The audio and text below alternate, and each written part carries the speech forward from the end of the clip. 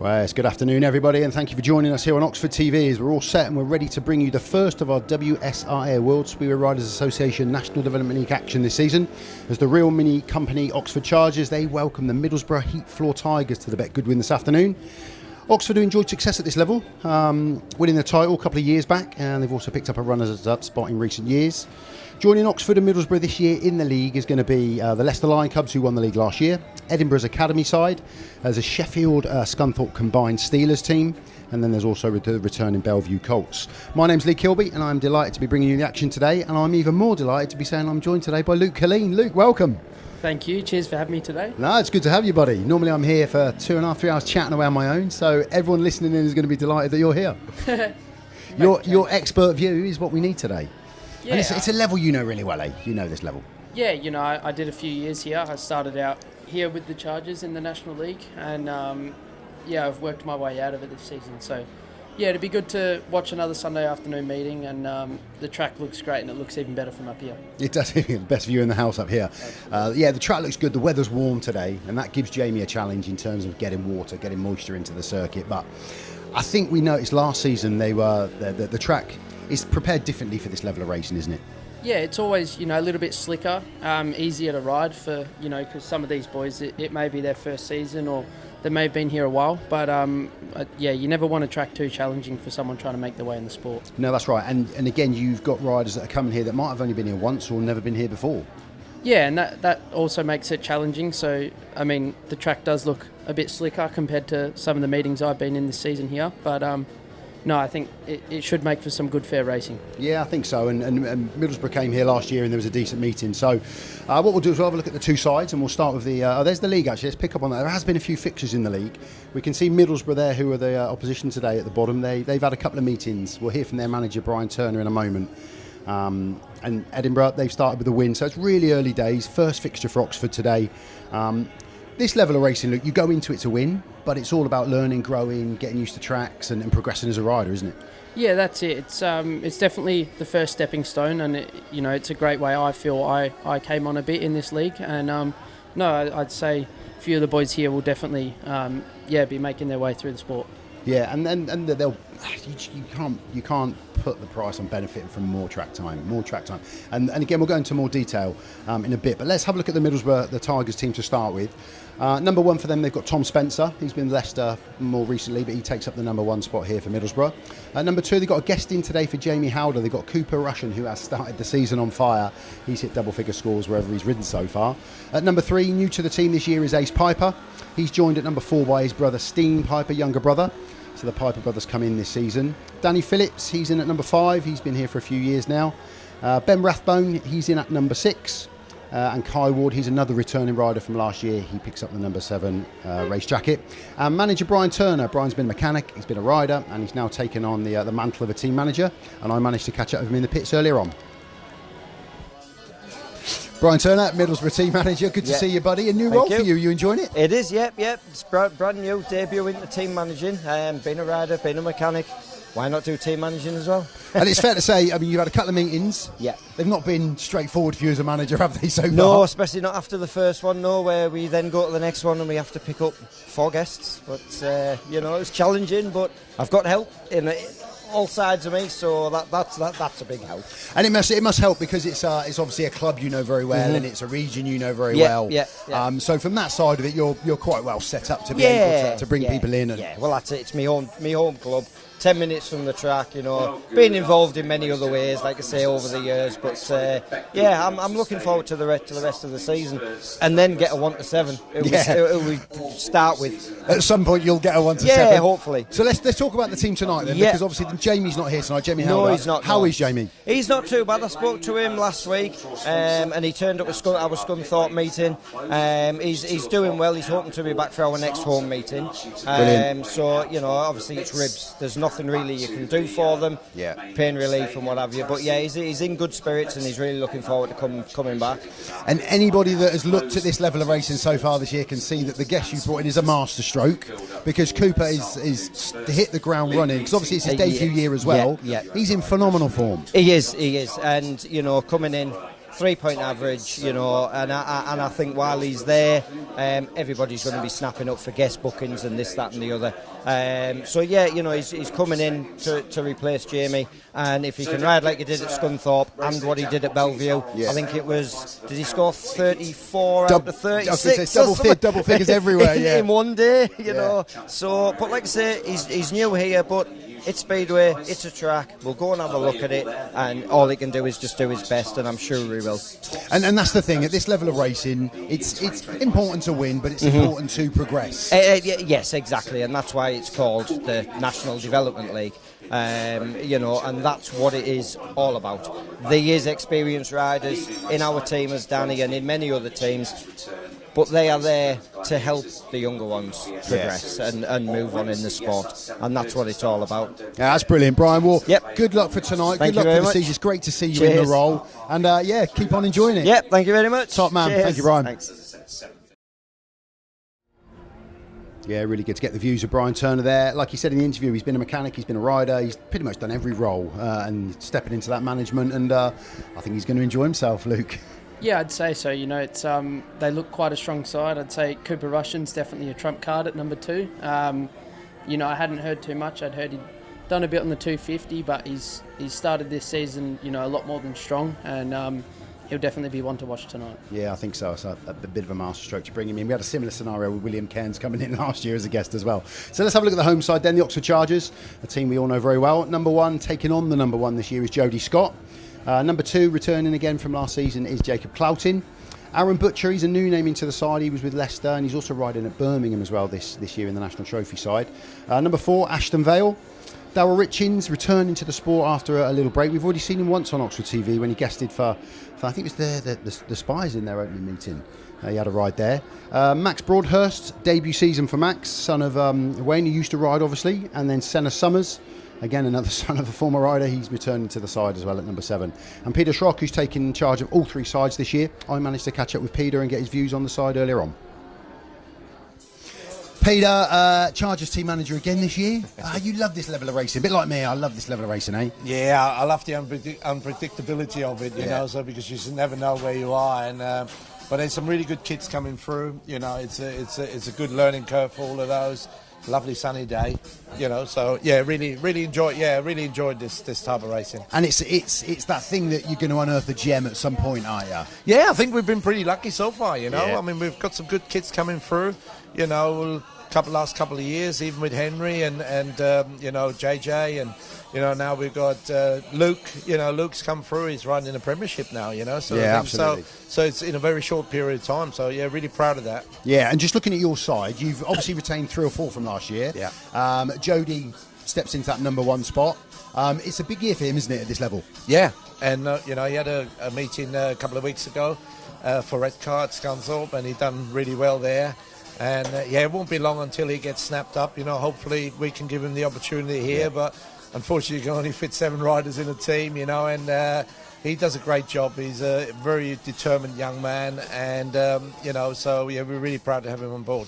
And when you approach these meetings, you approach them with the same attitude as you would the Cheaters or the Spires. But the winning is still important, but it's about seeing the boys progress and improve and learn, isn't it? For me personally, yes. You know, it's the progression of it all, because we don't have it enough in this country, you know, so we can all build a team and build a winning team and not really going forward. You know, I've seen over the years in National League, there's a lot of riders in National League been for the rest of their lives in National League. Yeah. And they're all good riders. Yeah. But they haven't progressed in where they should be, and this is where the gap is so big. So we need to be very careful on that. So here we sort of try and build a competitive team, which we know is going to progress, and hopefully each year we got one coming through where we say, yeah, you know, he can go in the next line. You know, we can build a team. Of course, if this was a standalone club, I'd probably build a team which will, you know, win every week. Yeah. You know, but this is not the case here at Oxford. And again, I can see that with the likes of retaining the likes of Ashton and Senna and Jacob. You're giving them the track time they need to improve and get better. Yeah, definitely. You know, because they're all, you know, they want to get into the championship, and they've got every right to get into the championship. But you know, I need to nurture them and keep them at that level. You know, and once they're really, you know, do really well in the National League, that's when they step up. So I don't want them ending up just being National League riders for the rest of their lives if we can help it. Yeah, and just about this level of racing, the World Spear Riders Association, a wonderful sponsor at this level of the sport as well. Yeah, great sponsor. You know, I mean, the gap was so big between the World Speedway Riders Association and the reality of Speedway. We've brought that closer. Yeah. You know, we've got a good relationship with the BSBL now. You know, we recognise, the WSRA is recognised, the National League is obviously a massive thing. You know, so all the old chaps are trying to help the youngsters a little bit coming through. And, so it's a really good combination. And that's absolutely how it should be, shouldn't it? That's Speedway in a nutshell. Yeah, definitely, because I think we lost that in a little way. A little bit. I think we brought it all together again, and, you know, it's getting less and less. And when things get less, sometimes you have to stick together. Yeah. And, you know, sometimes less is more. It makes you even stronger. Yeah. So if we all pull on the same string, hopefully we'll get ourselves out of where we are and put Speedway back where it should be. Yeah, absolutely. Well, thank you for your time. Good luck tonight and for the rest of the season with the Chargers. Thank you. You're Cheers, doing a Peter. great job. Cheers. Top man. He's a good guy, Peter, eh? Yeah, he's a great team manager. I mean, you know, I don't know any other team manager yet. Obviously, this is my only club I've ridden for, but I mean, no complaints. No, he's good, and I think because he's ridden, he knows what he's been there, he's tried it, he's seen it, he's failed it, he's succeeded at it. So it's easy to listen to somebody like that, isn't it? Yeah, it always makes it a lot easier. I mean, even Jamie used to ride, and we can see him now in the water cart. That's as fast as he goes now. It is. No, but yeah, it's good to have people who have been there and done it, and they know it's not as straightforward as just fix it and win a race. Yeah, They know there's struggles and things don't always go to plan, so it's good to have people like that around. Yeah, absolutely. So we've just seen Jamie's putting some water down on the track now, so I think we're going to have a small delay just while we get some more water and moisture into the circuit. But let's have a look at the starts. Luke, talk to us about what you can see there. You got a great word for that. Yeah, I like the starts here at Oxford. They've been very consistent, I feel. Sometimes they may differ, but today they are. I always like to describe them as podgy. You stand there and you can feel it squish, but it sort of bounces back a bit, and that's when you're getting the grip out the starts. And the track will be a bit slick today, but those starts will be a big advantage. I was going to say the track will be prepared differently, and it will be a bit slicker. But the starts, would that be a similar design and make up to what we'd have for the Cheetahs or the Spires? Yeah, I haven't walked them today, but from all the way up here, they do look very similar. They definitely look like they've got a bit about them, so we should be able to see who's on form out the gates. So let's just while we're just again getting a bit of water in the track and the surf, let's just touch on a few of the riders and we'll have a chat about a few of the boys. So you rode with Ashton and Senna last year. They're returning for another year. They're good guys and they're again learning and progressing. Both still very young. Yeah, they both came a long way last season. We've got Senna there. He's been on the spanners for me this year, which it's great because we're mates and we mess around, but when it comes down to it, we're serious and we lock in. But no, it's good. He didn't have much bike time before the start of last season, and he's come a long way since then. And it's weird because I wrongly assumed that Senna had been riding for a little while, but he was really fresh to it last year, wasn't he? Yeah, he first had a practice. I think I didn't really know him too well in 2023, but I think it was the September. He had a go around Berwick and Workington on one of Leon Flint's bikes. Yeah. And so his first go was then, and within a month he was in the under-19 British final at Birmingham. So, he definitely got thrown in the deep end, but he's handled it well and he's coming good now. Yeah, and there's a man that's stepped up to the number one. Obviously you moving out of the side this year. A bit more pressure on his shoulders because we talk about progression at this level of racing. It is all about improving, but for these guys, you want to win. Hey, Jody SCOTT wants to go out and win every race. Will he feel that pressure? I don't think there'd be too much pressure compared to being at number 5 last year, and he did a meeting at number 1. Maybe the only difference is I believe he's got the captaincy role this year. He has, yeah. So maybe he'll take that with a bit more pressure on his shoulders, but I don't think he's one to crack under pressure. No, it's good, and it's great to see because he kicked on. He got some championship meetings last year as well, didn't he? For the Cheetahs. And he's really starting to kick on. And I was talking to Peter earlier on. It's a big year for Jody. It's a big year. Yeah, I'd say this would be his year where he definitely wants to make his mark. And, towards the end of last year when he jumped in for the later part of the championship season, he definitely showed he's got what it takes. And, he's good. He's good. And just looking at the other end of the pits, there's a man we were talking about earlier on, Cooper. Now, similar to yourself, we've all seen him riding 250s and the smaller bikes, and this was always going to be his first year racing in the National League. And wow, man, to the first 3 or 4 meetings to hit double figures, that's impressive. Yeah, I've seen some of the results. I've seen at Kent he scored well, and other places too. He's I'm not too sure where they were, but I know every time I've checked up on some of the meetings, he's got more than a bag full of points. So no, he's definitely taken to it well, and he'll be one to watch this afternoon, as I said before. So he scored 20 for Leicester at Bellevue. 20. Wow. Yeah. Yep. He got 15 guessed in for Middlesbrough at Scunthorpe. He got 15 for Kings Lynn at Birmingham and 12 for Leicester at Kent. Wow. So there you go. So it's different circuits as well, different shapes. So, and it's terrific from a British perspective to see a young kid really step in, and long as he, stays injury free and enjoys it, it's terrific to see that kind of form, isn't it? And you ride with no fear at that age, eh?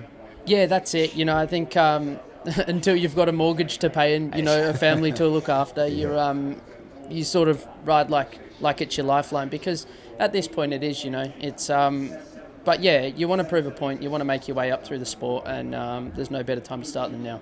And like we were talking about earlier on, we were saying, from my perspective, I want to see young kids come into this level, progress, improve, grow into a position where they can step into the championship. But from an individual point of view, you still don't win the race, you're not happy. So it's us that feels that you're progressing. You rode better lines that time. If you don't win, you don't win.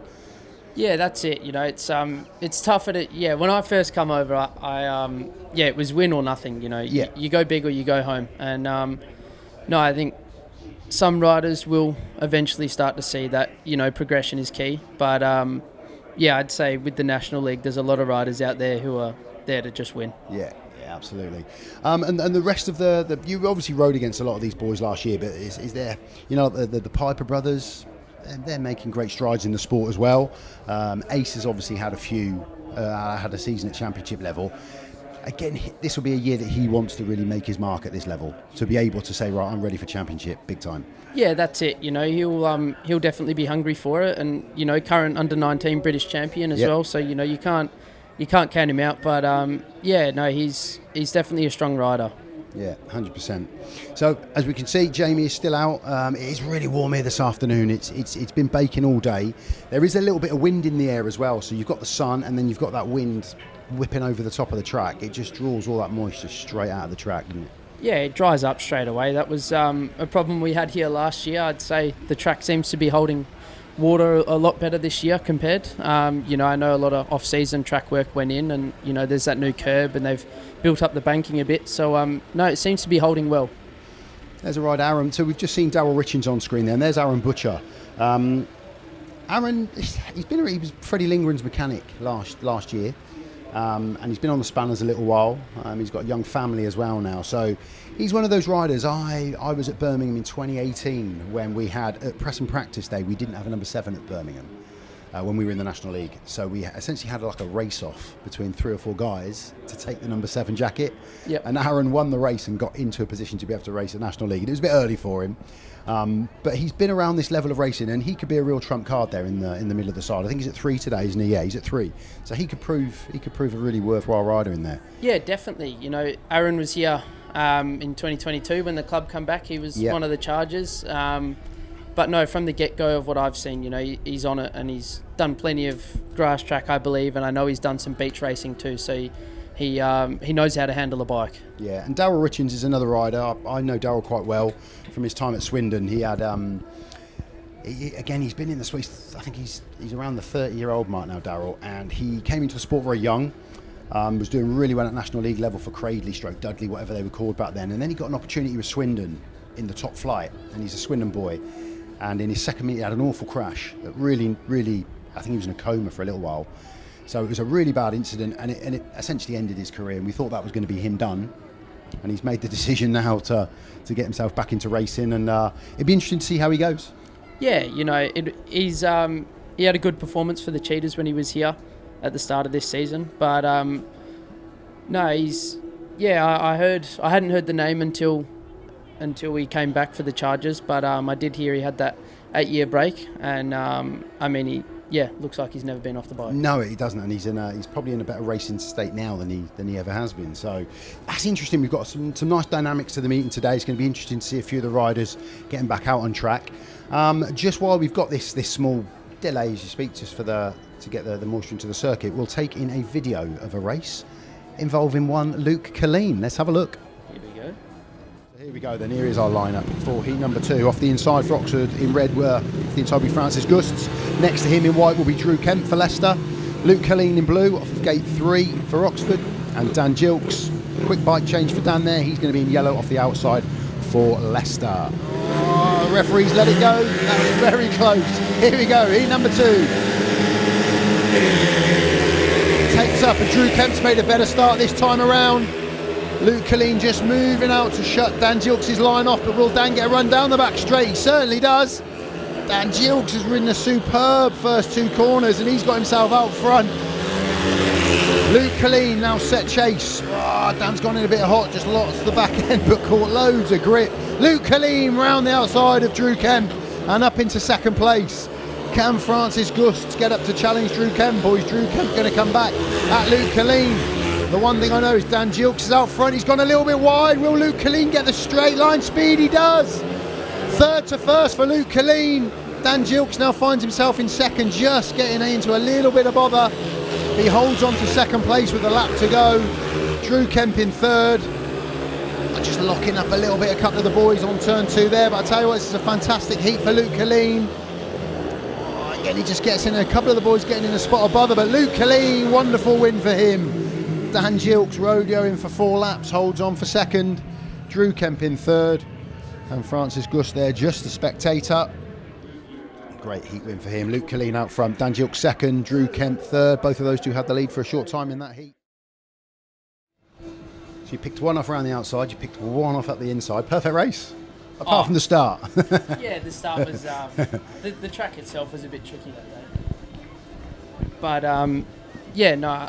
That was my first win in the Premiership, so no, I'm happy with that one. It's one I'll remember for a long time. Yeah, it's a terrific ride, and when you get your wheels in line, I love it here because I have the best view in the house of if I can see somebody going into one, and I just think, yeah, you're going to make that work. Yeah. I can see you're going to get the line around the outside to get that run down the back straight.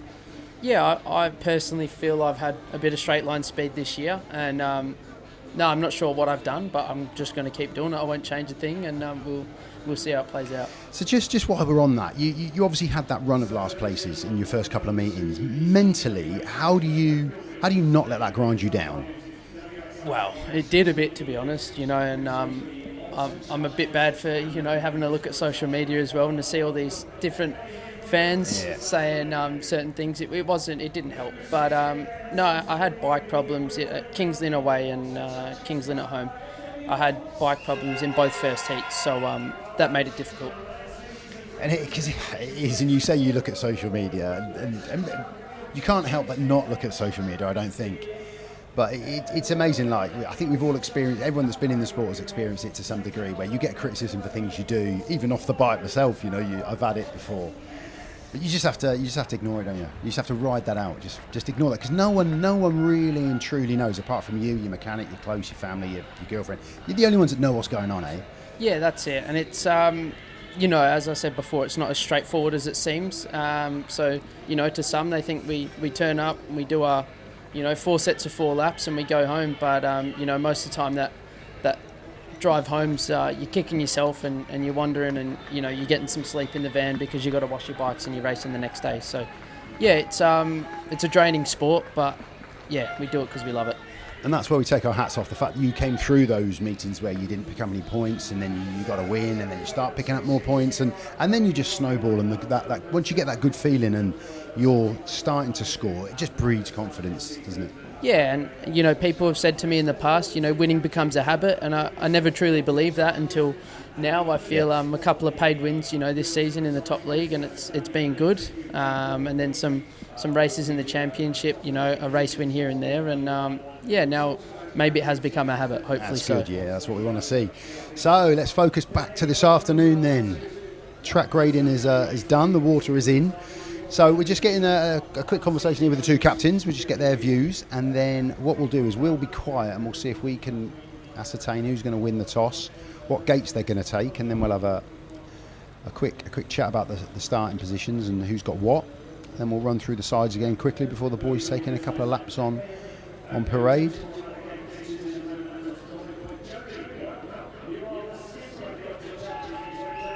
So Jody getting a nice round of applause there, taking on the captaincy. I think he'll revel in that, Luke. Yeah, absolutely. You know, last year he was always getting around the boys, and it was good because although he wasn't named the captain, he was almost a captain He's a himself. confident guy, yeah, confident guy. You can see that. You can see that in his personality, in his mannerisms. So the one thing we have to say is when you look at the Oxford side, every year that we've raced at this level, we look good. You know, the boys are all suited and booted. We've got some great sponsorship, great backing of the team, and we're taking to the track looking like a team who's ready for it. Yeah, definitely. And I may be biased. I'd say I'm definitely biased, but no, I personally think, you know, Oxford through the 3 leagues probably have the best suits. So no, they definitely definitely looking good, the guys. Yeah, looking smart. So coin toss.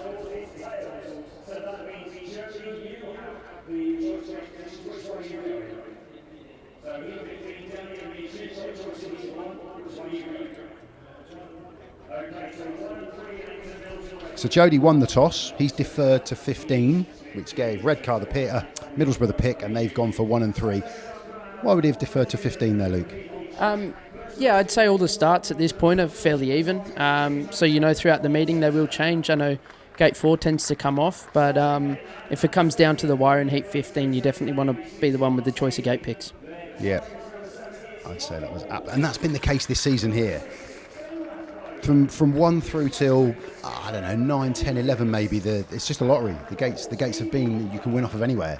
And then it gets really specific, doesn't it, in those last back end of the meeting? Yeah, I feel, you know, Gate 1 sometimes will dry out a bit and it becomes difficult there, but then Gate 2 always seems to hold the moisture well. So, yeah, it depends. And then, yeah, I'd say by the end of the meeting, it's preferably the middle 2 gates that are performing. And I think we saw that the last meeting we were here. I think it pretty much was 2 and 3 that were doing the business, and one was I think it was 1 or was it? I can't remember now. I've seen so many meetings. 1 or 4 was dead. There was nothing off of 1 or 4, but the middle 2 or 3. And is that because as we progress here in the lines that people take here, the riders take, that certain gates get ridden over more than others? Yeah, you know, the racing line around here is most definitely Gate 4. Judging by, you know, a quick walk of the track after the meeting, you can clearly tell. And yeah, no, it definitely affects the gate. Brilliant. So we're just going to quickly run through the sides here, introducing to the crowd. We've already had a bit of a convo about all the boys here. There's Arran BUTCHER. He's in that middle order of the side. He's riding at 3. Ashton VALE, Clouting, Jody SCOTT there at number 1. So that is our home side. I think that we've already done the away side. So the boys will now get an opportunity to put in a couple of laps, make a couple of starts. And so certain tracks you go to, Luke, you don't wear your helmet, do you? So it's essentially a wave and hello parade, isn't it?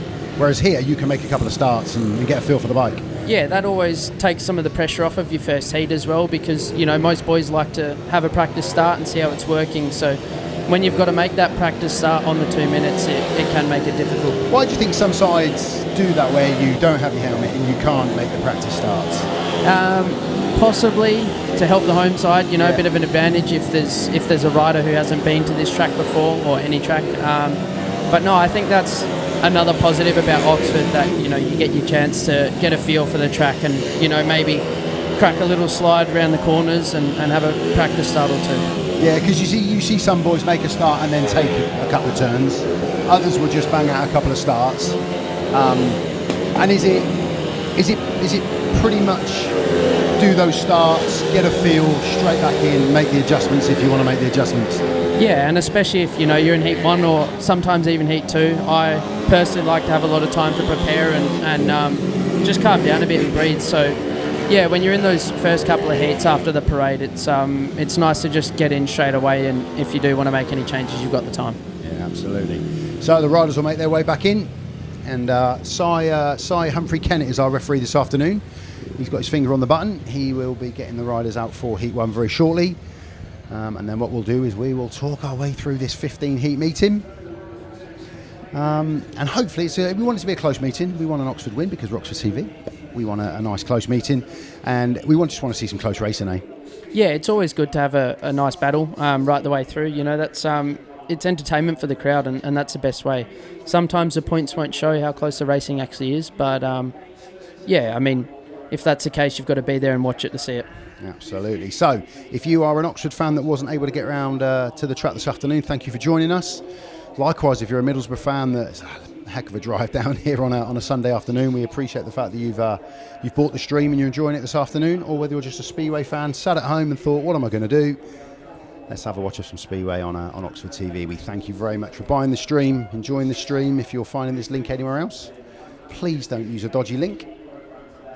All we want is you to buy the official stream.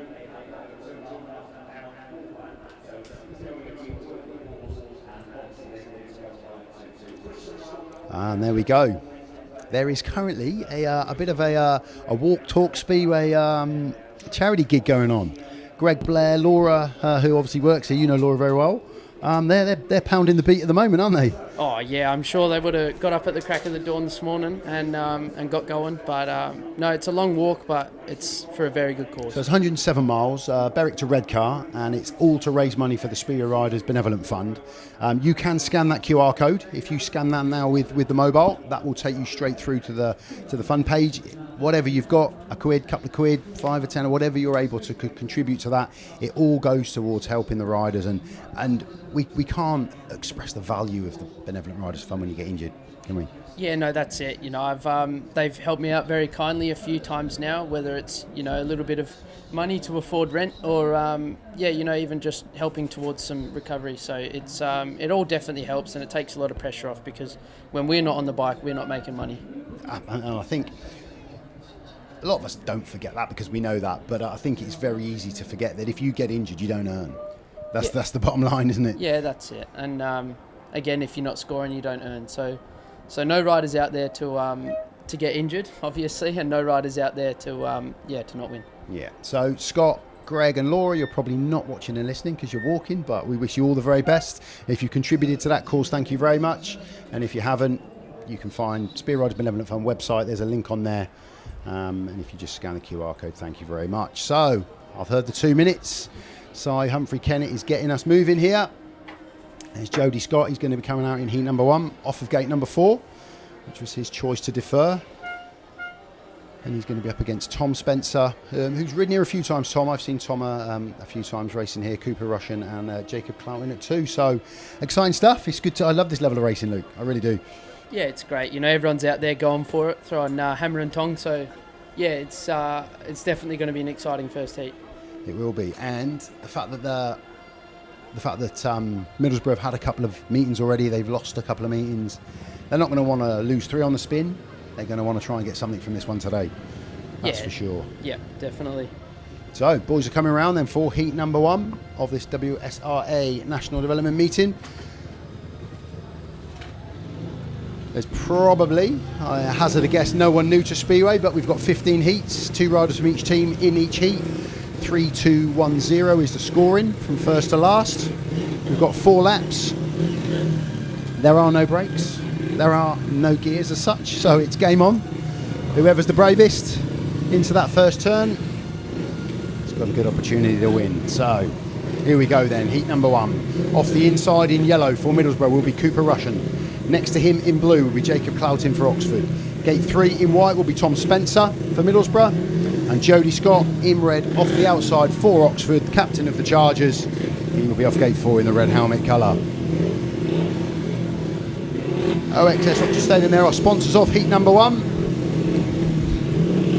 Nerves will be jangling for the boys. Yeah, definitely. I think the form Cooper's been on, especially off of gate 1 here. He's hopefully Jody has what it takes. Okay, the referee gets the boys ready. Start marshal is happy. Green light is on. And away we go for heat number 1. And it is a cracking start from... Whoa, down comes Jody there. Just a coming together. Stand a bit of first bend bunching. You know, hopefully we can see all 4 back, as you know we all want 4 riders in a race. But I think it will be. The 2 Middlesbrough boys jumped out the start there, didn't they? Yeah, they definitely got going there real quick. But it's... You can see the replay. Yeah, it's just one of those things, eh? Just a bit of bunching, yeah. There's those first bends are generally very tight. So, yeah, there's not a lot of room, and when those back wheels come out sideways, it takes up even more space of the track. So we'll have a small delay while we thankfully Jody is up and walking back. It's just one of those things, you've got to travel in a straight line. You can't just turn left or right from the start. So you've got to travel in a straight line. But when you get to that entry into the corner, it happens. Yeah, that's it.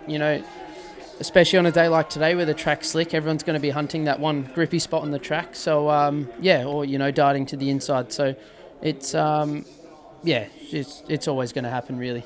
And when you come off of 3 or 4 early on in the meeting, if you make that, because that was pretty even break, the two Middlesbrough boys got away. Is there any benefit to Luke going to Jody going bigger and deeper into turns 1 and 2 early on, or not necessarily? Generally, you want the dirt to build up unless there's already a bit there. I think coming off 2, we can see a little bit, but obviously with the weather, I'd say that's going to dry out pretty quick. And without that dirt line building up, it's I think the outside run's probably not got too much to it at the moment. I'm going to be talking about the best, but you've seen Ty Woffin on so many occasions not necessarily make the best start, but cut back incredibly and come underneath people when you miss the gate coming off of 3 or 4. Yeah, that's it. That's always one move to look for. If you make that much of a start, not compared to the boys, trying to cut back and come up, the shortest routes. Always the fastest, especially early on. So, maybe... Oh, here we go again. Yeah, he's just they've got there at the same time-ish, and as Tom Spencer's back wheels come out, it's, just collected Jody. Yeah, Tom was slightly ahead, wasn't he? And, they're both looking to make that turn. Whether Jody was potentially thinking about trying to come back underneath or not, we don't know. But, so in terms of, hopefully the bike's not too much damage there, just a bit of a clean out quickly. Yeah, I'd say possibly a bit of dirt in the chains and maybe the clutch as well. But I'd say obviously first bend's probably the best place to crash if you have to, because you said that earlier. I found that quite interesting. It's definitely be the slowest point on the track. So I'd say the bike will be fine. Yeah. And again, I don't think I've ever heard anybody say that, but it makes complete sense. If you're going to crash, the first turn's the best place because you're going the slowest that you're going to for the 60 seconds. Yeah, definitely. But once you got that straight line speed down the straights, it's always going to be a faster, heavier crash. Yeah. So we're just going to give Jody a bit of time just to sort himself out. The Middlesbrough boys are still on track.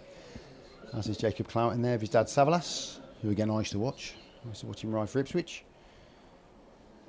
It's not the start you want, is it? You don't want to jump out and bite the dust in your first heat, but yeah, it happens, doesn't it? Yeah, and for certain riders as well, that's good.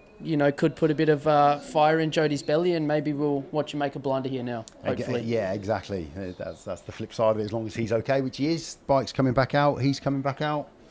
So HUMPHREY-KENNETT has given him a little bit more time there just to sort the bike out, but he's back on, and we'll be back underway with this opening fixture here for the Chargers. And we've had success at this level, haven't we? Runners up last year, winners the year before. It's been really good at this level of Speedway for Oxford. Yeah, it's good. It's they always seem to put a side together who, we heard Pete saying before, he puts a side together that's going to progress and work their way up. But the past few years, we've had a team that improves enough throughout the season to finish it strong and come close or win. Yeah, and compete. Yeah, absolutely. All right, the boys making their way back round to tapes then for the rerun off heat number 1. So here we go. Cooper Rushen, he's going to be on the inside in yellow for Middlesbrough. Next to him, Jacob Clouting in blue for Oxford. Tom Spencer white, gate 3 for Middlesbrough. And Jody SCOTT, thankfully okay after that bump in his first one. He's going to be in red off of the outside for Oxford. OXS Oxford Stadium, they're our sponsors of heat number 1 here. And we will go, second time of asking. See if we can get around the first 2 turns this time. Start marshal will get the boys into line. Just a quick bit of packing.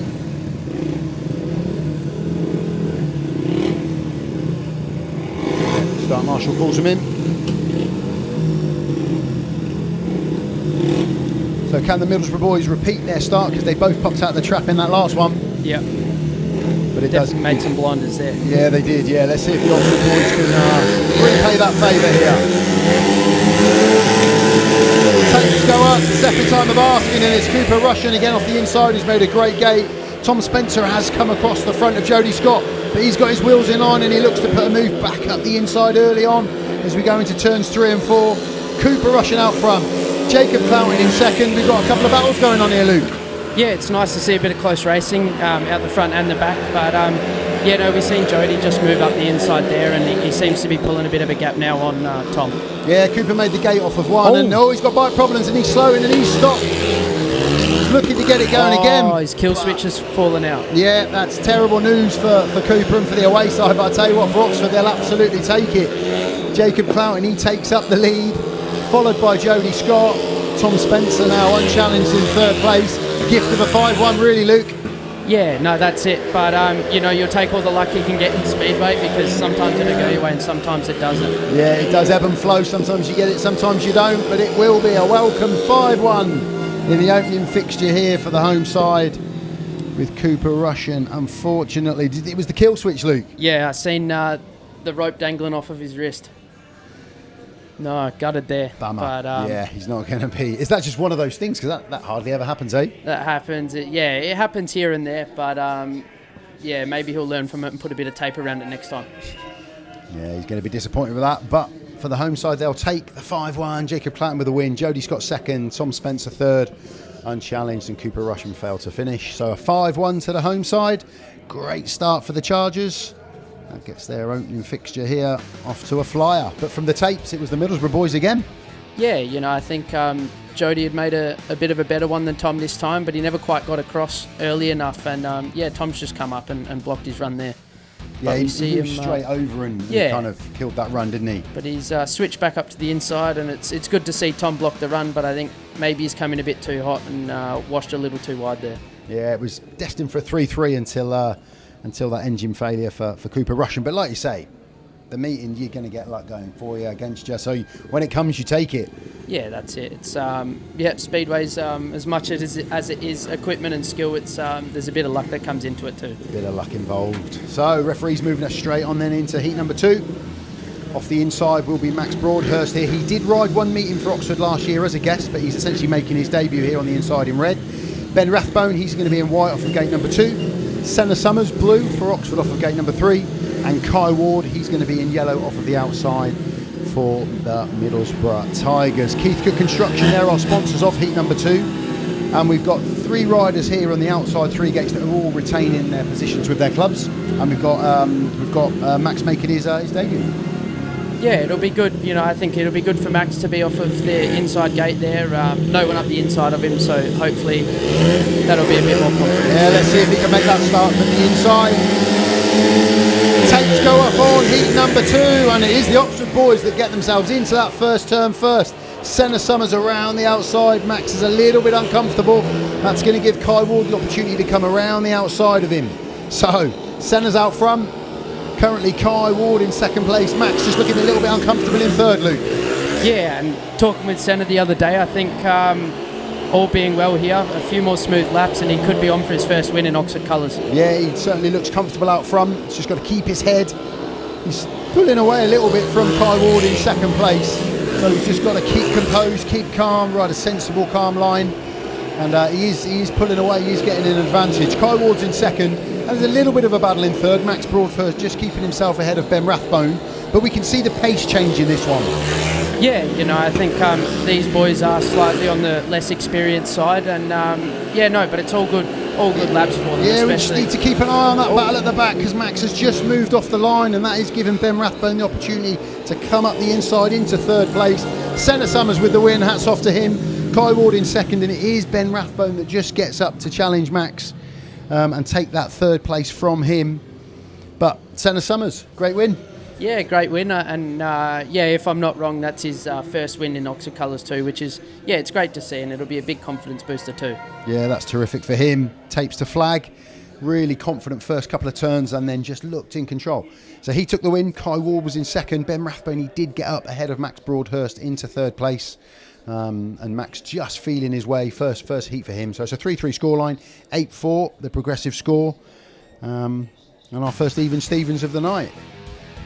It's a good start from the Oxford boys. It was too, yeah. No, maybe those gates 1 and 3 are a bit of an advantage early on, but no, you've seen Senna's bike just pulling, and Max's too, just yeah, definitely pulling out of those gates to the first corner. Yeah, and all the way through, Max was like he was battling with the bike a little bit. Yeah, and maybe he could make it slightly easier to ride, and he'll get a smoother ride. So and, what could he change? There's a few things there. It depends. As silly as it sounds, it can depend on the weather, and there's a lot of variables. But possibly if he takes one more tooth off, it'll just make the bike run a bit smoother. Yes, it'll be faster, but a lot less twitchy and smoother. Yeah, because faster is smoother. Yeah. Isn't it? Yeah. Yeah, Faster doesn't give you more of a challenge; it actually aids. So, yeah. And again, he's got knowledgeable people around him. Max, his father, used to race, and yeah, we'll see what he can do in his next outing. But we are on to heat number 3. Liquid Screed are our sponsors. Ace Piper, he's going to be off the inside in white for Middlesbrough. Ashton Vale, blue, gate number 2 for Oxford. Stene PIJPER, brother of Ace, he's going to be in yellow off of gate number 3. And Arran BUTCHER, red off of the outside. So first heat for all of these 4. They'll have been looking at the 2 heats that have gone. They'll be ready for this. Yeah, I'd say so. And I think looking at the lineup here, I think we'll have 2 races in one, which will make for more entertainment. So you think potentially Ace and Arran could jump and go? Yeah, I think I think Arran will be able to make a good start from what I've seen of him. He's always quick out the gate. So I'd say that gate 4 seemed to work for Jody too. So we'll just have to wait and see. Let's see. So we move on to heat number 3. Arran BUTCHER, Ashton Vale, Ace Piper and Stene PIJPER. Takes go up on heat number 3, and it's a great gate off the inside from Ace Piper. Keep an eye on Arran BUTCHER as he's going to come all the way around the outside. No, Stene's shut that line off. Ashton Vale finds himself in 2nd place at the moment, but Ace Piper made a great gate. He's got himself out front. Ashton Vale in 2nd. Stene PIJPER currently in 3rd, and Arran just tailed off a little bit at the back. Yeah, it looked like Arran had a good run around the outside, but we've seen Stene just sort of chop the nose off of it, and he sort of shut the door on him, and it's left him with nowhere to go. Yeah, it's the right line to take, but it was very congested from all 3 of the riders in front of Arran, and I think it just blocked off that route. But I tell you what, Ace Piper's pulling away. He has stolen a march in this one. He is out front. Ashton Vale looks pretty comfortable in 2nd place with a lap to go. And Stene PIJPER is holding on to 3rd at the minute. I'm not sure Aaron's going to get up to challenge. Yeah, I don't think there's much grip. Maybe the shortest way at this point in time is the fastest. But no, they all seem to be getting a smooth ride, and they're all on the pace. Yeah, good win for the away side for Ace Piper there. Ashton Vale, he picked up the 2nd place. Stene PIJPER, he held on to the 3rd, and Arran BUTCHER thought he might just get that run around, but it got very congested as everybody came off a 2, didn't it? And everyone was moving across the track into his line. Yeah, I think especially on a slick track like this, the longer you've got your wheels in line, the faster you'll be. So letting that bike run out of the corners and moving out down the straights is always going to be the quickest way around. So there we go. Ace Piper with the win, Ashton Vale in 2nd, Stene PIJPER 3rd, Arran BUTCHER 4th, 4-2 to Middlesbrough, their first heat advantage of the afternoon. And that makes the progressive scores 10 points to 8. So they just reel that scoreline in a little bit. And positive stuff for the Piper brothers there. Yeah, they're both, made good gates, and they just seem to be on the pace, getting smooth rides, and it's looking good for them. And it is difficult because it is a hot afternoon, and to get that water, that moisture into the surface to really make the surface tacky and grippy is hard, isn't it? Yeah, and we didn't start off with that much top surface anyway, did we? Yeah, so even if they can get the moisture in it, it's going to be a struggle to make that last for 4 heats, and we can see the boys, the track work crew in the centre green now walking their way over, so I think they'll be out after this one. Yeah, I think we'll take this heat in, and then Jamie and Wayne will jump in the tractor and the Bowser and try and get something into the surface. But like you're saying, it's smooth. The boys can ride it comfortably, they can attack it. So the track is looking good from that respect. Yeah, nice, smooth, sensible track is always good to see. Especially at this level of racing where we've got riders that don't have the experience and the knowledge and the setups maybe so much, but so far so good. We're 10-8, we're home side are leading, but Middlesbrough hitting back there with a 4-2, putting a bit of a challenge to the home side. So we're going to see Danny Phillips and we're going to see Darryl RITCHINGS for the first time in this one. They're on screen now in white and red respectively, and they are going to be joined by Kai Ward, who had a 2nd place first time out. He's going to be the inside in yellow. Senna SUMMERS, winner first time out. He's going to be off the inside in gate 2 in blue. Danny Phillips white off of gate 3 for Middlesbrough, and Darryl RITCHINGS in red off of the outside. Nuffield Health there are sponsors of heat number 4, and potentially another 2 races in one. Yeah, I'd say it's definitely going to be a good close race here. Obviously with those reserves off of the inside, that gives them a closer run to the first corner, and and hopefully we can have one big race. Yeah, it would be nice. We've had a winner off of gate 1, 2 and 3 so far. So yeah, Darryl RITCHINGS, can he give us the full quota and get a win off of 4? I think he can. Let's see. He was a good starter back in the day. Let's see what he can bring today. Takes up and away we go. A little bit of lift from Darryl, but Senna's made a great gate from that middle run. Darryl RITCHINGS, he's going to try and do the run that Arran BUTCHER couldn't do, and he's done it. He's got himself up into second place. Now, nice steady 2 corners here, 3 and 4 for Darryl, into second place behind Aaron Summers. Oxford boys looking good, Luke. Yeah, they're looking great out in front. You know, I think now it's just a matter of 3 more smooth laps, and hopefully we can extend that lead a little bit more. Yeah, not get excited, keep nice and calm. I tell you what, Danny Phillips is having a good go at Darryl RITCHINGS though. He's not making it easy for Darryl in second place, but Darryl just looking over his shoulder, keeping an eye. I think he'll just sit in behind Senna here. Yeah, you know, it's great team riding, and it's great to see team riding at this level too. You know, we've got Danny Phillips making up huge ground on the way into the corners, but then he seems to be washing a little bit wide where there's not a lot of material at the moment. Yeah, I've seen Darryl RITCHINGS look over his shoulder 3 or 4 times during this heat, and like you say, it's excellent to see a team riding attitude. Senna Summers with his second race win of the night, brilliant for him. Darryl RITCHINGS with an awesome second place. Danny Phillips, yeah, he was trying, he was riding really hard to try and get back up, but like you say, we seem to be gaining and then losing distance in as many seconds. Yeah, no, it's you know, having that hot run into the corner, you will gain on the way in, but when the track's as dry as it is out wide and there's not a lot of material built up yet, he's going to find it tough to get that pull out of the corners. So the Oxford boys come round to take the plaudits. Darryl RITCHINGS, well done, nice bit of team riding from him. Sat in behind his teammate and scored him home for the win. And Senna Summers, it's like buses. Suddenly the wins are just coming in. Yeah. So there we go. It's great to see. Senna with the win, Darryl RITCHINGS in second, Danny Phillips third, Kai Ward fourth, 5-1 to the Oxford Chargers over the Tigers in that one. So 15-9 the progressive score, and they've just increased that lead to 6 points. Good stuff from Senna, he'll be delighted. He'll be absolutely stoked, I'm sure. Made a great gate. He did again. Made a great gate off for 2. And Darryl RITCHINGS, and again, it's essentially what Arran BUTCHER was trying to do in the last one, but Darryl just seemed to have a bit more space and potentially a bit more speed there. Yeah, I think we can see Danny Phillips there, you know, trying to hold the inside line, and it just created an open passage for Darryl to sweep around the outside. And brilliant to see Darryl then just sit in. Like you say, you're going to have to be going some to get out wide and make any kind of real forward traction show, but just to sit in behind Senna and know that for Senna's, you know, mentally he's comfortable and safe. I've got my teammate behind me. That's brilliant. Yeah, and we could see Darryl riding defensive there, and that made it difficult for Danny Phillips to get a good line and you know, a quick line, and he's ended up creating a gap. Yeah, that's brilliant. So it's great news. Good start to the meeting. 15-9, and I think we are going to. Yeah, there's the Bowser. So I'm not sure if they'll bring the tracks out there. We normally have 2 or 3 boys and girls sometimes just dragging a bit of dirt in off the fence, but we don't seem to have that, so maybe just a bit of water going down. Yeah, I'd say maybe they'll just try and get a bit of moisture back into that material on the outside, and possibly not drag the dirt back just yet to let it build up. Yeah, that'll be good. But we've seen it here before as the races develop and you do get that outside line. It's great to see Darryl do that early on because it shows us that could be there for the rest of the meeting.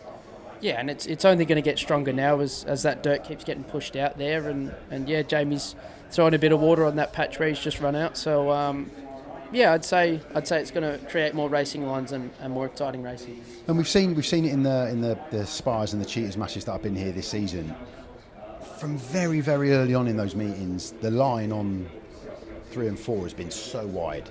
Like, I've seen a couple of boys make runs up the inside, but essentially everybody's out wide. Do you think that will be the case again tonight or not because of the track prep being different?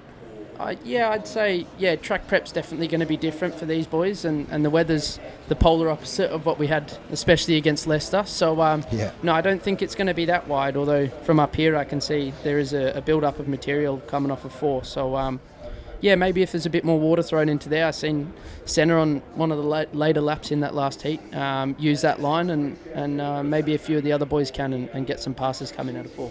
What sort of things Brian going to be saying here, Turner, to the team? Because they're only 6 down and they're in the mix. They've had a heat advantage and a bit of unlucky stroke with Cooper as well. So Yeah, they've had some heat winners and they're not out of the mix, that's for sure. So I'd say he's probably just telling them to keep their heads up and talk to each other, and chasing setups is hard, especially on a slick track. So if someone's got something working, talk to everyone else and just try and get all the boys on the same mojo. So there's our gate stats so far. So we've had winners off of 1, 2 and 3. Points are shared across the board really. One win off the inside was the only the only win and the only points. But that's what I've seen here all season. The first 6, 7, 8 heats, there's winners. You can win from anywhere. Yeah. There's always. I'd say Oxford's a very fair track with the starts here. It's just around the track now. With it being slick, as I said a few times now. You've just got to try and get to the curb straight away. And we can see. Is that Kai Ward there, I think, with the chain off. I'd say he's just putting a bit of chain lube on there and just trying to keep it cool with the weather being hot. Those chains are going to run hot. The clutches will, the engines will. So they're just trying to get a bit of cool air into there with those fans and make sure the bikes aren't going to run too hot.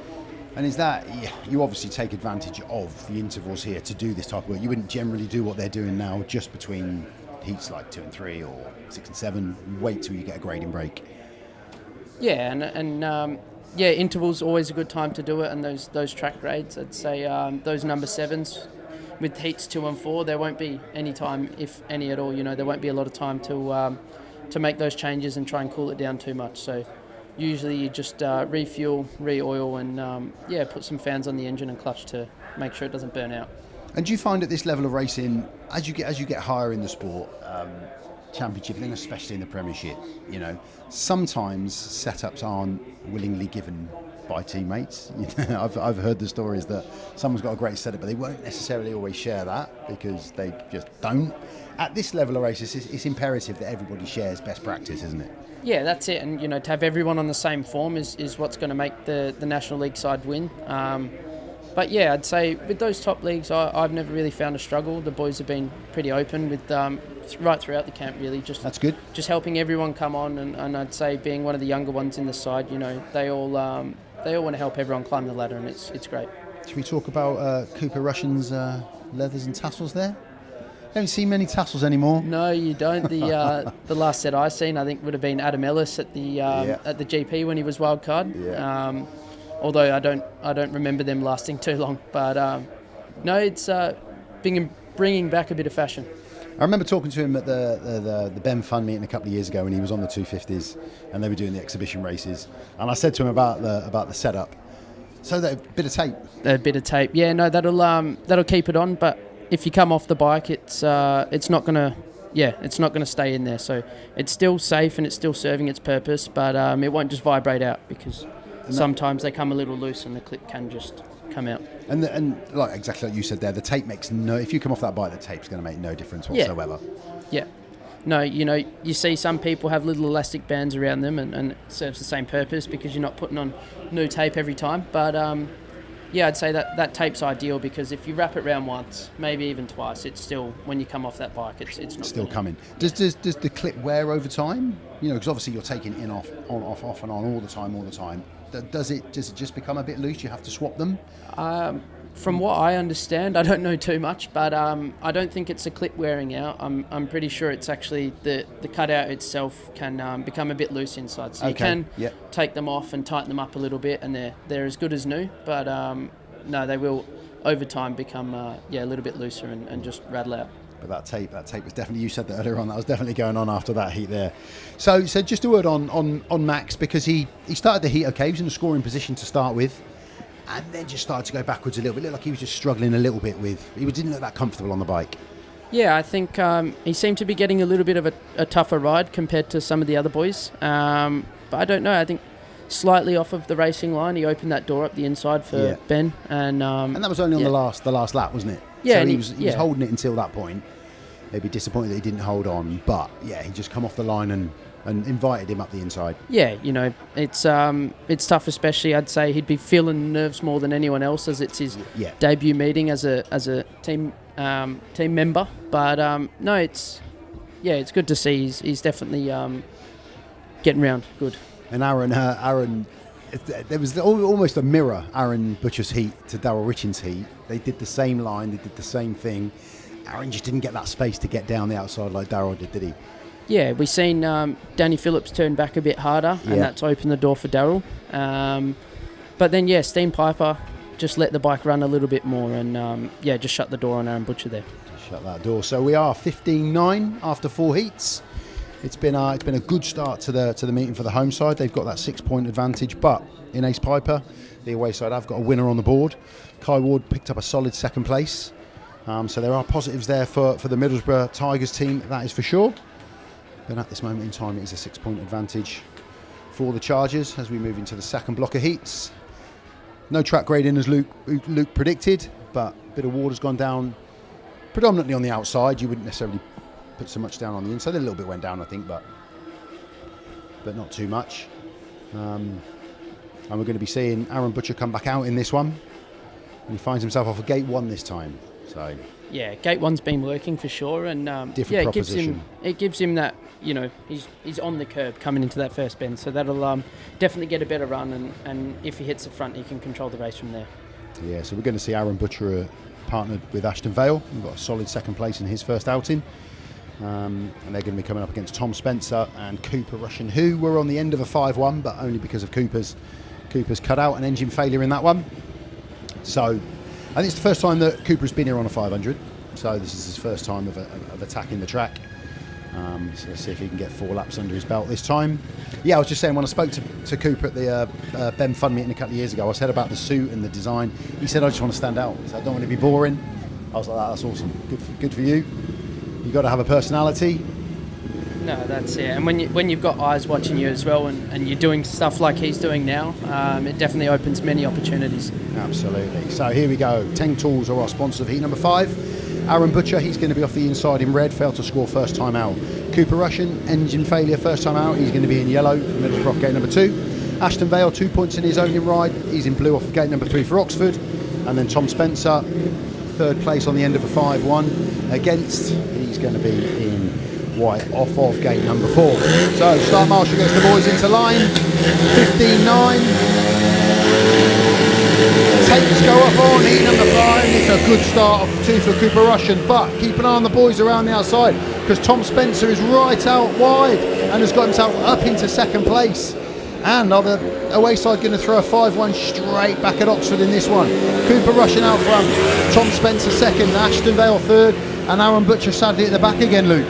Yeah, we've seen Cooper make another blinder there, and Tom let the bike run, and that moisture that Jamie's put on the outside definitely helped him there. He lifted a bit down the back straight, but no, Cooper's definitely attacking the track here. We can see him backing it into the bends, and I think the race is settling down now. Yeah, I think Cooper's definitely checked out front. He's got a half a lap lead, half a straight lead over his teammate Tom Spencer in 2nd. 3rd place Ashton VALE. He's still working really hard, Ashton in 3rd, and Tom's looking a little bit uncomfortable in 2, but I don't think he's going to be able to get up and challenge in this one. I think it's going to be a win for Cooper Rushen. He takes a checkered flag. 2nd place Tom Spencer, Ashton VALE 3rd, and Arran Butcher, another disappointment for him as he fails to score. And that 5-1 reverse, straight back at you for the away side. Cooper, stylish out front. Absolutely, yeah. We could see him standing the bike up on the inside, and that's definitely when you're going to get the most grip, because, although it is slick down low, he's got all of the tyre on the track, and he's getting traction on the shortest way around the track. So he's riding it well, and he's fast. He's got a fantastic little style as well, hasn't he? Fantastic little style on that bike. So it is a 5-1 for the away side. Again, reels that scoreline back in. Cooper Rushen does win that one. He takes the win from teammate Tom Spencer. Ashton VALE really pushing and trying, but not able to get up and challenge Tom Spencer for that 2nd place. And Arran Butcher again just cut adrift a little bit at the back. So it is a 5-1 to the away side. Teng Tools were our sponsors of that one, and we see a 5-1 to the away side, 16-14. Yeah, bringing the scores back close, and it's good to see Ashton VALE there was making life a little bit more difficult than Tom Spencer would have liked, but he couldn't quite get another there. lap maybe, because he especially on that last 2 turns, he really drew him in a bit. Yeah, he always made ground on 1 and 2, but I think 3 and 4, maybe if he let the bike run a little bit more, now there's that bit of heavier material there, he maybe could have gotten to that second place. Do you think that made a difference for Tom on coming out of turn 2? He just used that moisture that had gone onto the top surface just to get that line and get going forward? Yeah, he went straight out there, and the bike lifted a little bit, but that extra water's definitely working out wide. So here we go, heat number 6. The Real Mini Company are our sponsors. Danny Phillips off the inside in white for Middlesbrough. Jody SCOTT, red, gate number 2 for Oxford. Ben Rathbone, yellow, off gate number 3 for Middlesbrough. And Jacob Clouting, 3 points to his name so far. And our opening heat race win, he's going to be the outside in blue for the home side. So 16-14, as Luke said, the away side there hammering in the 5-1s to bring that scoreline closer again. And you get the feeling, the way that this meeting's going, it could stay relatively close. Yeah, we hope so. Obviously I want Oxford to win personally, but it's always makes good entertainment for the fans if the scoreline's close. The scoreline's nicely close. So here we go. Start marshal calls him in.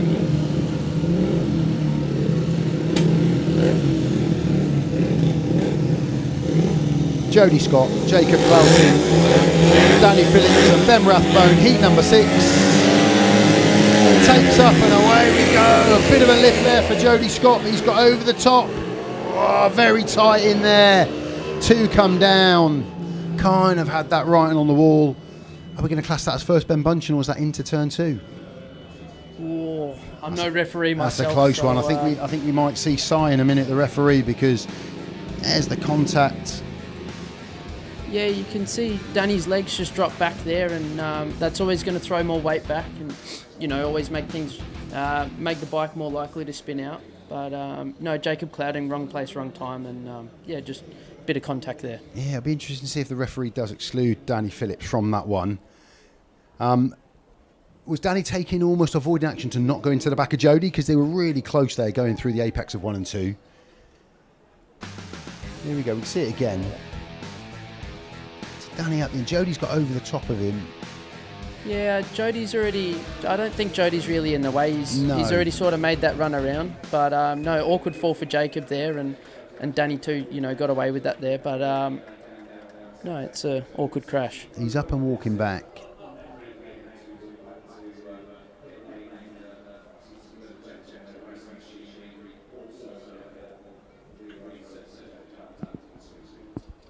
I didn't quite catch whether we've lost Danny Phillips. And from our position up here, we can see down onto the exclusion lights, but because of the sun and the light, we can't really tell whether the light is on.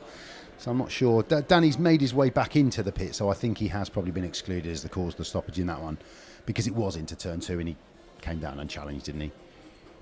So I think we won't see Danny Phillips back out in this one. So I think Ben Rathbone's going to be going at it on his own.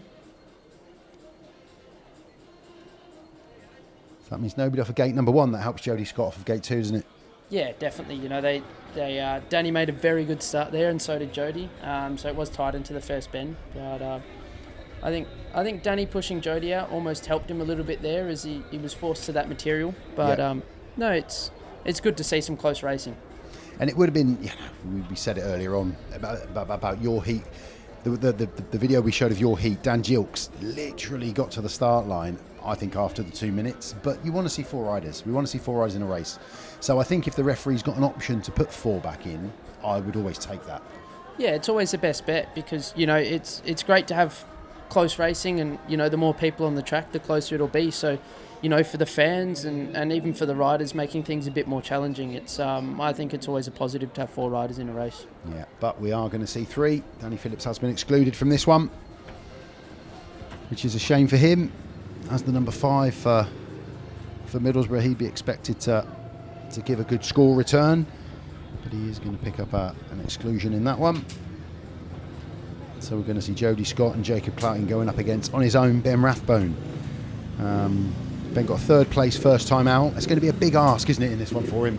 Yeah, and I'd say, coming from that gate 3 is definitely going to make it more difficult as well. It seems to be quite dry in front of the gate 3, so there won't be as much of a pull as Jody's going to get to that first bend.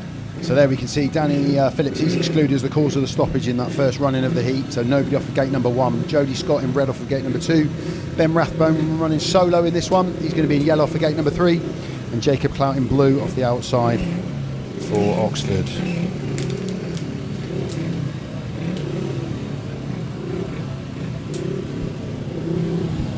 The Real Mini Company, they're our sponsors of heat number 6. The boys have just got about 40 seconds just to find the rut, see where they want to go from. And like we were saying, Jody's got a free run to the first turn now that Danny's not there.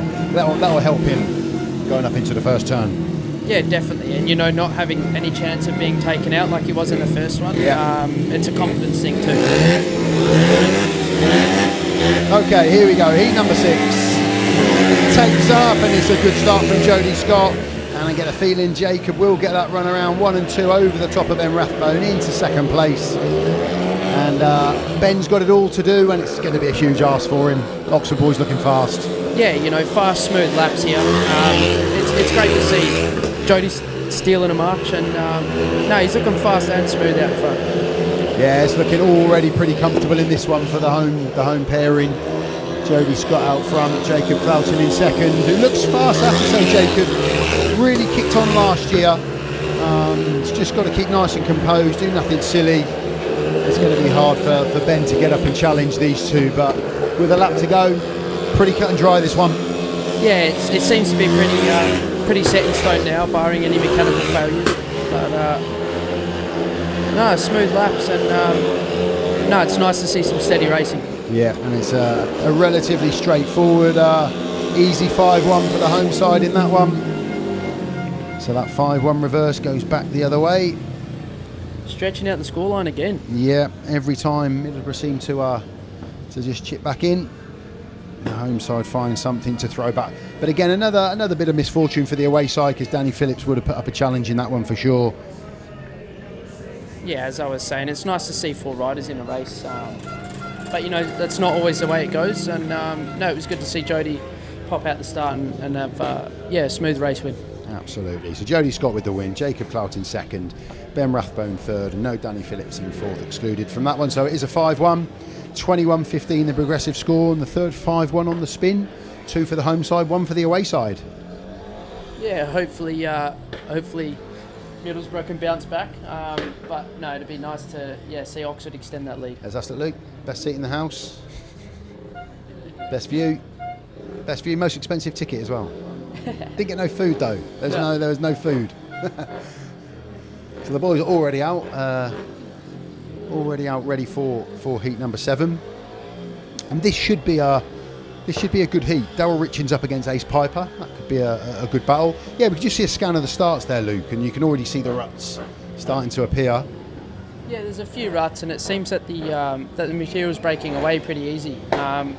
But no, it's good. There's plenty of fresh for those boys to take up, and hopefully they'll use it, and make some good starts. So if you're coming off a 4, you've obviously the dirt builds up against the fence on 4. Do you get your back wheel in that? Do you pat that down and try and get your back wheel on the fence? Yes, sometimes it works with that right foot rest swinging out a little bit. It makes it hard to get right up there, but no, sometimes you can drag a bit of dirt off the fence across and pack that down. And no, it works earlier on when there's moisture in it. So here we go. Darryl RITCHINGS off the inside.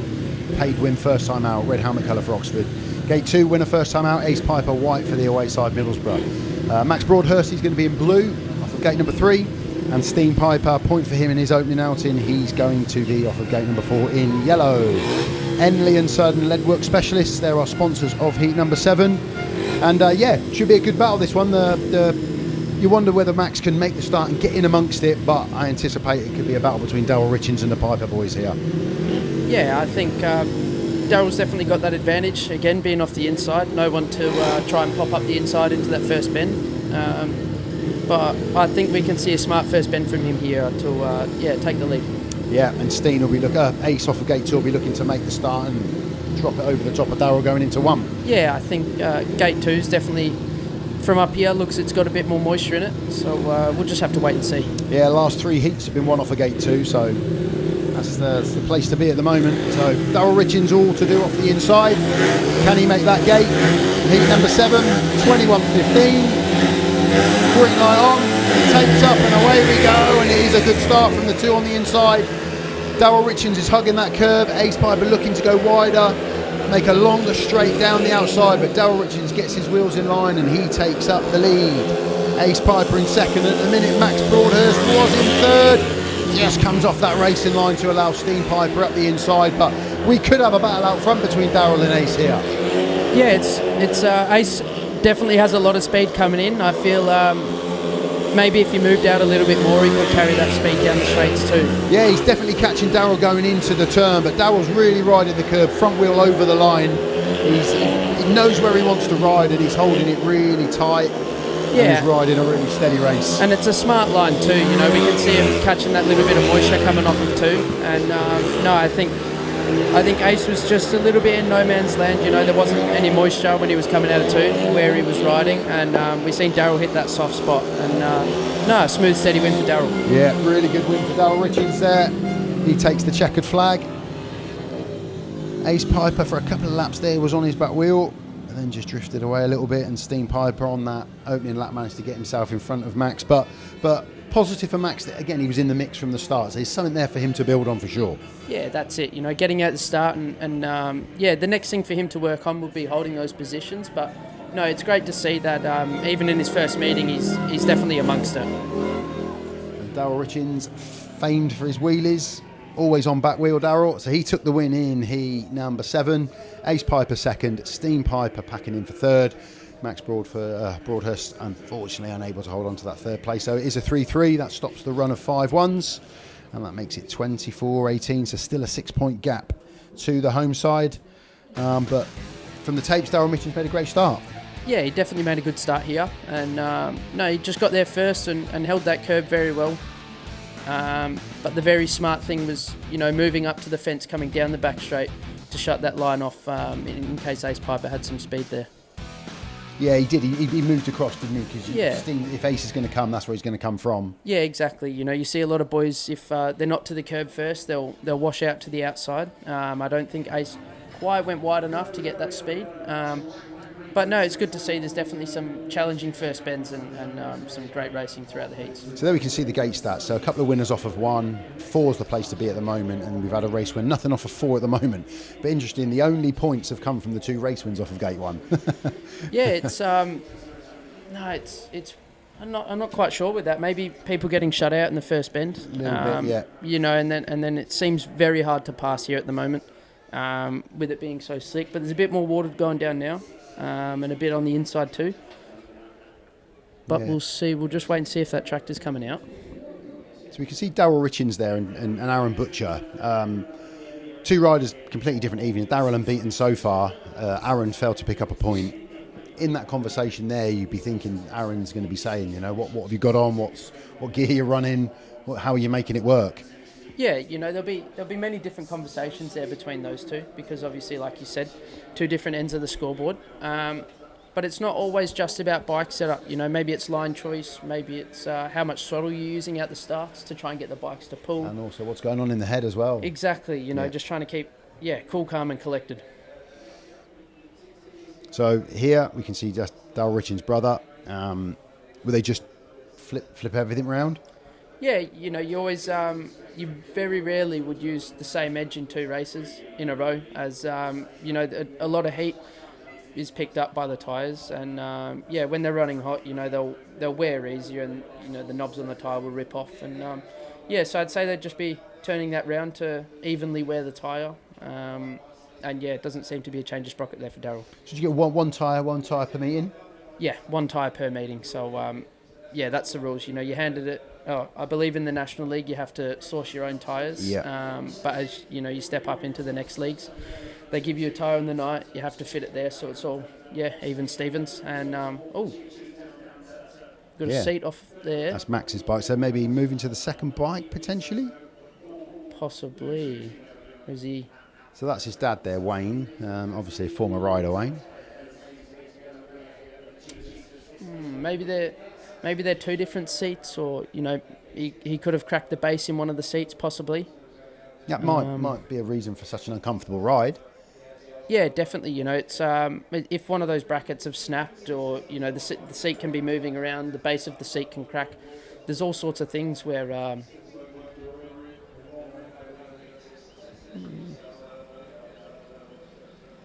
I can't quite see what's going on there. But no, it's definitely not comfortable when you can't sit on your bike properly, because that's where you want your bump. No, they've got a bit of work to do. He's had 2 rides. Everyone's got to have 3 rides, obviously, so Max will need to take a 3rd ride at some point. But just while we've got Jamie out again, just putting a bit of water down, let's I tell you what we'll do, let's look at a heat from this fixture last season. Ben Trigger off the inside in white, Jason Garrett off gate 2 in red, Danny Phillips in yellow off of gate 3, and Jody SCOTT in blue off of gate number 4. 8 points, 11 and 7. Good scoring from these 4 riders. Everyone's at tapes. Heat 15, last heat of the day. 51.32. Oxford have got the win. Tapes go up on 15. It's a great start from Jody SCOTT off of 4. If he can get the run around Ben Trigger, he's going to be the first one to win off of 4 for a long time. That is a terrific first couple of turns from Jody SCOTT. Oh, a little bit of trouble there at the back for Danny Phillips. He's managed to save it. Ben Trigger's looking up the side of Jody SCOTT. We've got a race out front. Jason Garrett's comfortably in 3rd. Up the inside comes Ben Trigger, putting Jody SCOTT under all manner of pressure. We've got a race on. Jody SCOTT blue, Ben Trigger white. Those 2 are battling out front. Ben Trigger hugging that inside line. He's riding that curb. He's putting Jody SCOTT under pressure. Jody made a tremendous gate off of 4. Got over the top of everybody and has got himself out front, but Ben Trigger is not letting him rest. He's going to push him for the full 4 lap. Jason Garrett, he's comfortable now in 3rd. There is no 4th. Danny Phillips has dropped away. 1 lap to go. Can Ben Trigger put Jody SCOTT under any more pressure? He's riding a tight line. But Jody, really, really nice ride. He's riding really comfortably. He's not doing anything silly. He's comfortable and he's done really well. Excellent Heat 15 win for Jody SCOTT. 2nd place, Ben Trigger. 3rd place for Jason Garrett. So we end with a 4-2 to the home side. And another win. So there's your confirmed score from Heat 15. Jody SCOTT with a win. Ben Trigger 2nd. Jason Garrett 3rd. Danny Phillips. Yeah, we had a good fixture here between these 2 last year. The home side prevailed with a bit of help from Luke stood next to me. Let's have a look at the scores on the doors at the moment, as we've done 7 heats here. Tom Spencer 3+1 from his 2 rides. Cooper Rushen with a win, 2nd time out, engine failure 1st time. Ace Piper, a good night for him, afternoon for him so far, 5 points. Stene PIJPER, he's picked up points in both of his heats. Danny Phillips, a difficult afternoon for him so far, culminating that fall in the last one. Ben Rathbone again picked up points in both of his 2 heats, and a couple of points for Haywood there. And for the home side, slightly good-looking picture for Jody SCOTT, unbeaten so far. Jacob Clouting, unbeaten so far. 2 5-1s for them 2. Difficult afternoon so far for Arran BUTCHER. He'll be looking to change a couple of things as he goes into his next heat. Ashton VALE, 3 points, solid. Darryl RITCHINGS, 3rd unbeaten rider of the lineup. Max Broadhurst yet to pick up any points, and Senna SUMMERS also unbeaten. So 4 unbeaten riders in there, Luke. That is great to see. No, it's definitely showing there's a bit of domination in certain heats, but then obviously with the scorelines being close, the other races have been dominated by the the Middlesbrough riders. And there is a 6-point lead for the home side, but when you see that you've got 4 unbeaten riders, you'd think that they'd be out of sight. You'd think that the home side were miles away, but unfortunately, because Max and Aaron are having tricky afternoons, it's giving the Middlesbrough boys a chance. Oh. Here we've got a Kaga box. I don't know too much about them personally. I don't use them, but it's a different form of ignition, I believe. So you say Kaga as in Brian? Yes, I think they are Brian Kaga's ignition. But no, they're definitely a different style. They're a lot more heavier, a bit more chunky. But no, you have to turn them on before races. I think you can adjust the timing while the bike's running just by a click of the button. But there we see the original PVL, which I am using, and most riders use them too. But no, the red one means it's got a rev limiter, which is you need them this year. You can't run without a rev limiter anymore. I think last year in Europe it was needed, and now they've brought that over here too. And so earlier on you said about Senna on the spanners for you this year. That's got to be helping, and likewise if you were doing it for somebody else. When you're running on the spanners, you're learning all the time as well, aren't you? Yeah, and it's good to take notes of what other riders are doing, and I'd say Senna be taking some notes, but even, it's good for him being at plenty of meetings, and good for anyone on the spanners really to be, watching what's going on, and it's good for him, good for me that he is a rider too, because when he's watching from the outside, you get to see more things, and no, with that riding experience he's got, he's able to guide me in the right direction with setups on the night. And he's having a crack. This probably is the best start to a meeting he's had. 2 race wins. Yeah, no, he's definitely getting out the gates, and it's good to see that. I think he found it hard this year when he was out the front. He felt a lot of pressure last year, but this year he seems to be holding his own while he's out there. So we're going to see him back out again in heat number 8 here, where he's going to be joined by Jacob Clouting, and for the away side is going to be Cooper Rushen and Kai Ward. So again, it could be a good race between those boys, because there's obviously the national trophy this year as well, so there's a second national league so to speak, and it just gives everybody the opportunity to race for somebody else and exposure to more tracks and more track time. Yeah, different tracks, it's always good, and to have 2 different home tracks, a lot of riders prefer that, but no, I think those boys, with it being, I think it's 5 teams in each league, or maybe there's 6 in one, 6 but and 5, yeah. It's it's definitely a lot more bike time with their 6 and 7, I believe, because each rider will do 5 home and 5 away, but then the less the doubling up with the development trophy and the development league. It's I think it's very good for these boys to have more bike time, and for them to double up in 2 different leagues.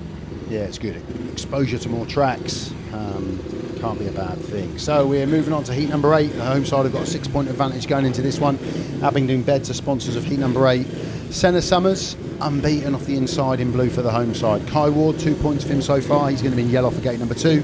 Jacob Clouting, unbeaten so far. He's going to be in red off of gate number 3.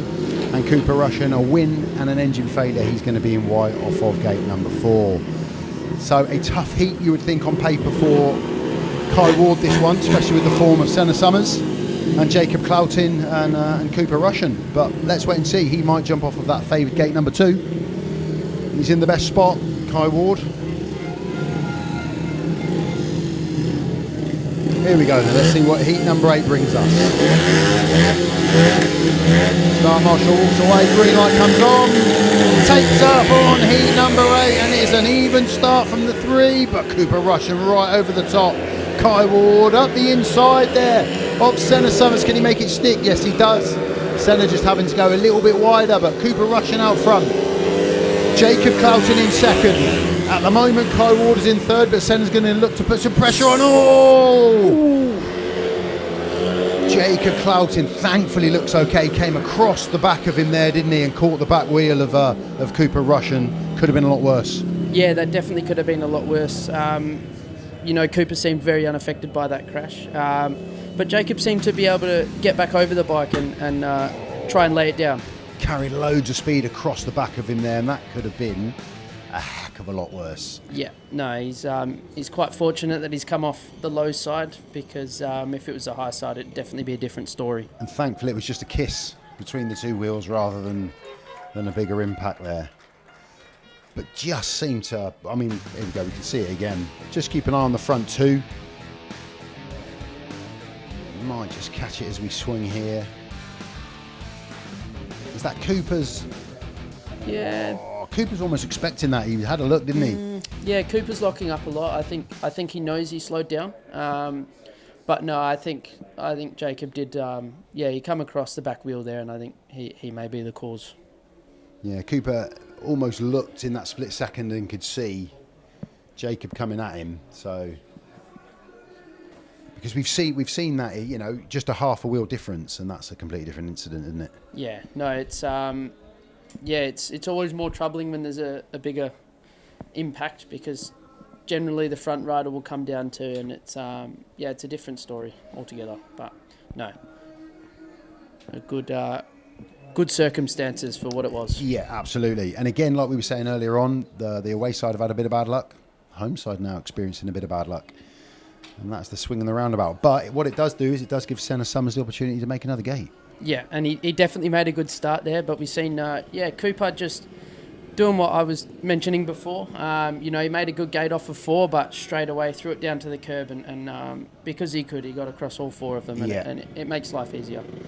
So Senna Summers, who was sat in 4th place, first time of asking, has got another opportunity here. And we've seen it so many times. The rerun. What was doesn't tend to be what is again. So we are still... Senna's in the pits, I can see him now. He's just getting pushed out. There we go.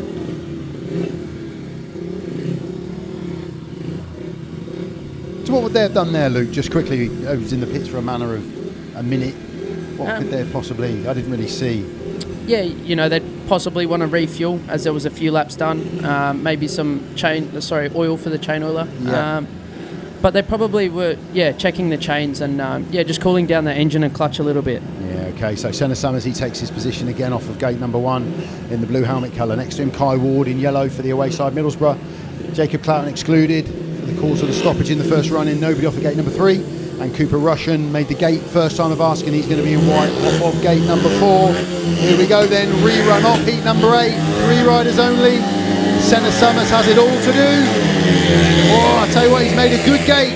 Will Cooper Rushen do what he did before, get over the top and around Senna Summers? Yes, he does. But Senna Summers finds himself splitting the Middlesbrough pairing as we go into turns 3 and 4 for the first time. Cooper Rushen out front, Senna Summers second, Kai Ward in third. Already just starting to string out a little bit, but Senna will be happier in second place here, Luke. Yeah, definitely. It seems Senna got there first, but you know, we've seen Cooper again just come from the outside and sort of dart straight back to the curb. And once he stands that bike up mid-corner, it just hooks up and he's away. That's exactly what I was about to say. As soon as he gets mid-corner, it just seems to hook up and he's driving him forward. He's got bags of speed and he looks really good out front, Cooper Rushen. But Senna Summers in second place. Great kind of return for this race for Oxford, because it was looking a little bit different first time of asking. But Cooper Rushen is going to win. He takes the checkered flag. Senna Summers second place. Kai Ward unchallenged there in third place. So it is a 4-2. And again, a heat advantage for the away side. And they'll absolutely take that. But Cooper Rushen does look good, eh, Luke? He does. He's looking fast, and he's. I mean, even when he had that engine failure with the kill switch, you know, he was out in front then. So he's a force to be reckoned with this afternoon. Yeah, he certainly is. Little wheelie there. A little wheelie. That's what we like to see. So it was Cooper Rushen with the win for the away side. Senna Summers in second. Kai Ward in third. Jacob Clouting was excluded as the stoppage of the first run of the race. So it is a 4-2 to Middlesbrough in that one. Abingdon Beds are our sponsor of heat number 8, and it sees it draw back in a little bit, 26-22. And that's what the meeting needs. It's just a nice close scoreline at the minute. Yeah, just tighten it up a little bit. And I think, you know, the Middlesbrough boys will be working that bit harder now that they know they're crawling their way back. And I think that's also going to make the Chargers want to push on and try and extend their lead now. Yeah, and they'll be looking at this as an opportunity here, Middlesbrough. Danny Phillips coming back out. He hasn't had no luck tonight, Danny, but I've seen him win races here before. Actually, I think, I'll take that back. I think last year he got 4 or 5 second places here. I think you beat him if he's not. He got 4 or 5 second places. Didn't get a race win, but it was quick. And they'll be looking at this heat with Arran BUTCHER struggling a little bit to potentially do that. So Ashton VALE, he'll be off the inside in blue. Danny Phillips off gate 2 in white for Middlesbrough. Arran BUTCHER failed to score so far. Arran, a little bit of luck going his way maybe in this one. He'll be in red off for gate number 3. And Ben Rathbone 2+1. He'll be going from gate 4. SD Timo Car Sales, they're our sponsors of heat number 9. And maybe Middlesbrough see this as an opportunity to get level. They're only 4 down now. Yeah, that's it. You know, we'll hopefully have Arran BUTCHER, you know, he's been making some good starts. It just seems to be coming off of that second bend. He's finding it a little bit difficult. So, I'd say with Ashton VALE off of the inside, that's definitely going to be a big advantage. But we've seen some good gates off of gate 2, and we've seen Danny Phillips make some good gates. Yeah, we had a run of gate 2s, and in the last 2 heats we've had a winner off of 1 and a winner off of 4. So let's see what this one brings.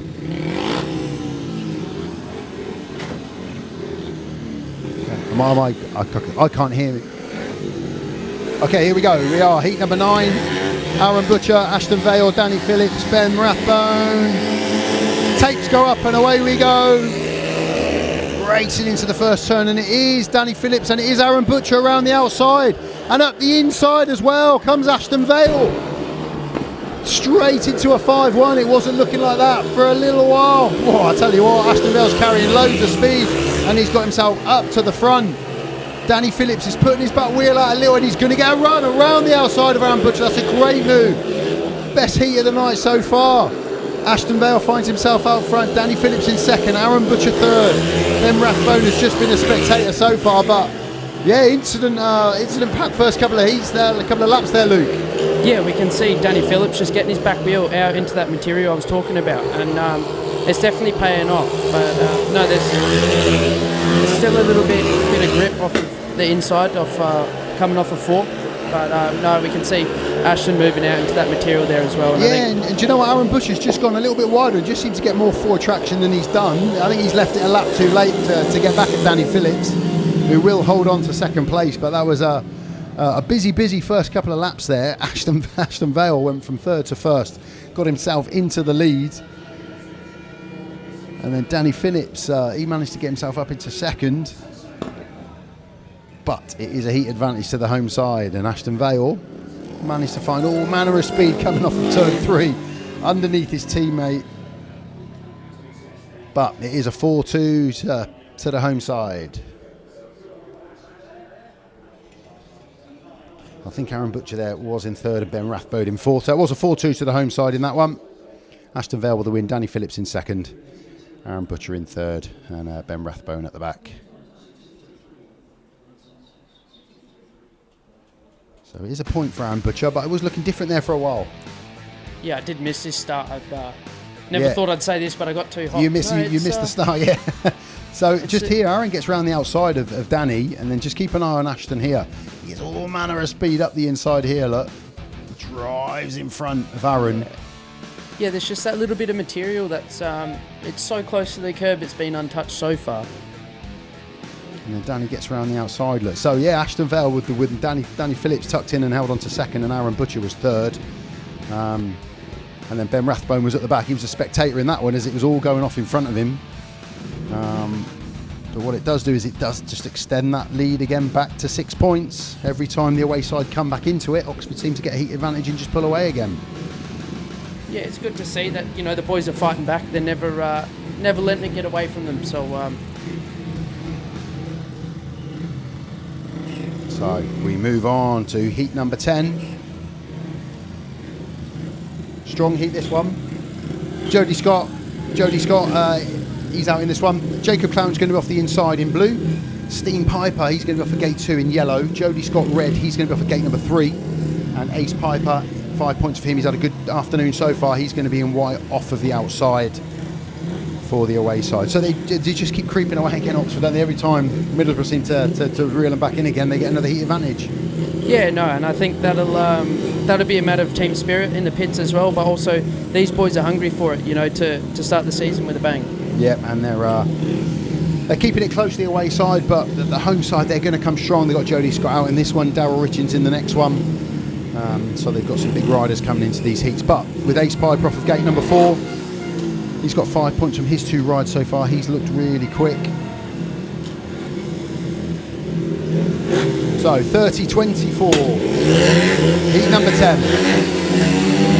Green light comes on, away we go for heat number 10. And Jody SCOTT's made a great start off of gate 3.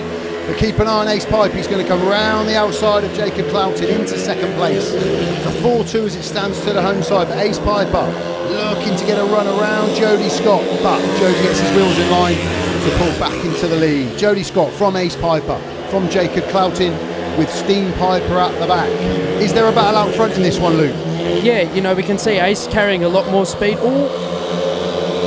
No, he's had a good go there, but I don't think, you know, he's in that bit of material where there's no moisture to it, so he's not getting much traction out of it. And Jody taking that shorter line is definitely going to be quicker. He's definitely putting it to Jody. He seems to gain coming into 4, but then just loses it in the same breath. But you can see Ace, he's working the outside line more so. Jody's riding, like Luke said, a tighter inside line. We've got 2 bends to go. Ace Piper's got 2 corners. He's going to go wide again, but no, Jody's rode a really sensible line. He's in control of the heat. He's going to take the win. But Ace Piper pushed him all the way in that one. Yeah, once again, you know, the shorter line prevailed. Those boys moving out a bit, they just got to move that little bit further and try and put that back wheel in the moisture to get any grip. But no, at this point, the shortest way is the fastest way, and those Oxford boys seem to be taking note of that. Yeah, Jody SCOTT comes round to take the applause of the crowd. He remains unbeaten tonight, this afternoon. Win for him, Ace Piper second, Jacob Clouting in third, Stene PIJPER at the back. 4-2 to Oxford, another heat advantage. That stretches that lead now to 8 points. County Plumbing Supplies, they were our sponsors of heat number 10. And Oxford just starting to pull away a tiny bit now. Here we see it from the tapes again, Luke. Keep an eye on Jody, makes a great gate off of 3. The bike just pulled all the way. And Jacob made a great jump as well. I think maybe that back wheel started spinning on the run there. And no, Ace, again, just had his wheels a lot more in line than Clouting there, and he's got that pull around. He seemed to gain as he was coming around the outside of Jody every lap, but just didn't have that full momentum to... Because Jody was riding the right line, eh? Yeah, no, Jody was down there. I think, if Ace had put his back wheel in that moisture, I know I keep saying it, but no, that's the case. And if he'd have done that, I think he would have had that speed down the straights as well to try and make a move. Yeah, most definitely. But what it does do is it does make that scoreline creep out to 8 points for the home side. The referee's moving on. We've got heat 11 fast approaching. We're just waiting for Cooper Rushen there. He's just outside the pit gate. He's got a minute 15. He's got loads of time. He's not gonna miss out on this one. So here we go. Here's our runners for heat number 11. Tom Spencer, he's going to be off the inside in white. Next to him will be Darryl RITCHINGS in red, unbeaten so far for the home side. Cooper Rushen, when he joins us, he's going to be off of gate number 3 in yellow for Middlesbrough. And Max Broadhurst has been in point scoring positions this afternoon, but has just failed to hold on to those points. He finds himself pointless in blue from the outside and looking to pick something up in this one. Smiths of Bletchingley, they're going to be our sponsors of heat number 11. And it's a heat with Darryl RITCHINGS in where Peter Schroeck will be relatively comfortable, Luke. Yeah, Darryl's been flying out them gates, and no, he's just been riding sensible lines all the way around, and that's why he's going great. Yeah, he's been looking good out front, Darryl RITCHINGS. He's got Max Broadhurst in this one. If Max can make the start and get in amongst as he's done, that's what he wants to try and get out of today, is the fact that he's been competitive, he's been in amongst it. He's just got to have that composure to hold on to those points when he's in a point scoring position. So here we go, heat number 11. Tapes up, and it's again Darryl RITCHINGS over the top of Tom Spencer. Great gate from Darryl, but that's going to be tight. Down comes Tom Spencer, and that subsequently means Darryl RITCHINGS comes down as well. But I think Tom there just a pretty hot coming into the apex of 1 and 2. Just caught the back end of Darryl RITCHINGS, and again that could have been a lot worse. Yeah, I think going over the high side there, it looked like he took a big tumble. And we can see the medics with him now. It's just yeah, we'll keep the camera off of the boys just for the moment. Darryl RITCHINGS is sat up. He had a bit once the contact was there from Tom. Darryl had a bit of a wobble and came down a bit further around the corner. So hopefully he's okay. But Tom's the one we're worried about at the minute. He's got the paramedic and team manager with him.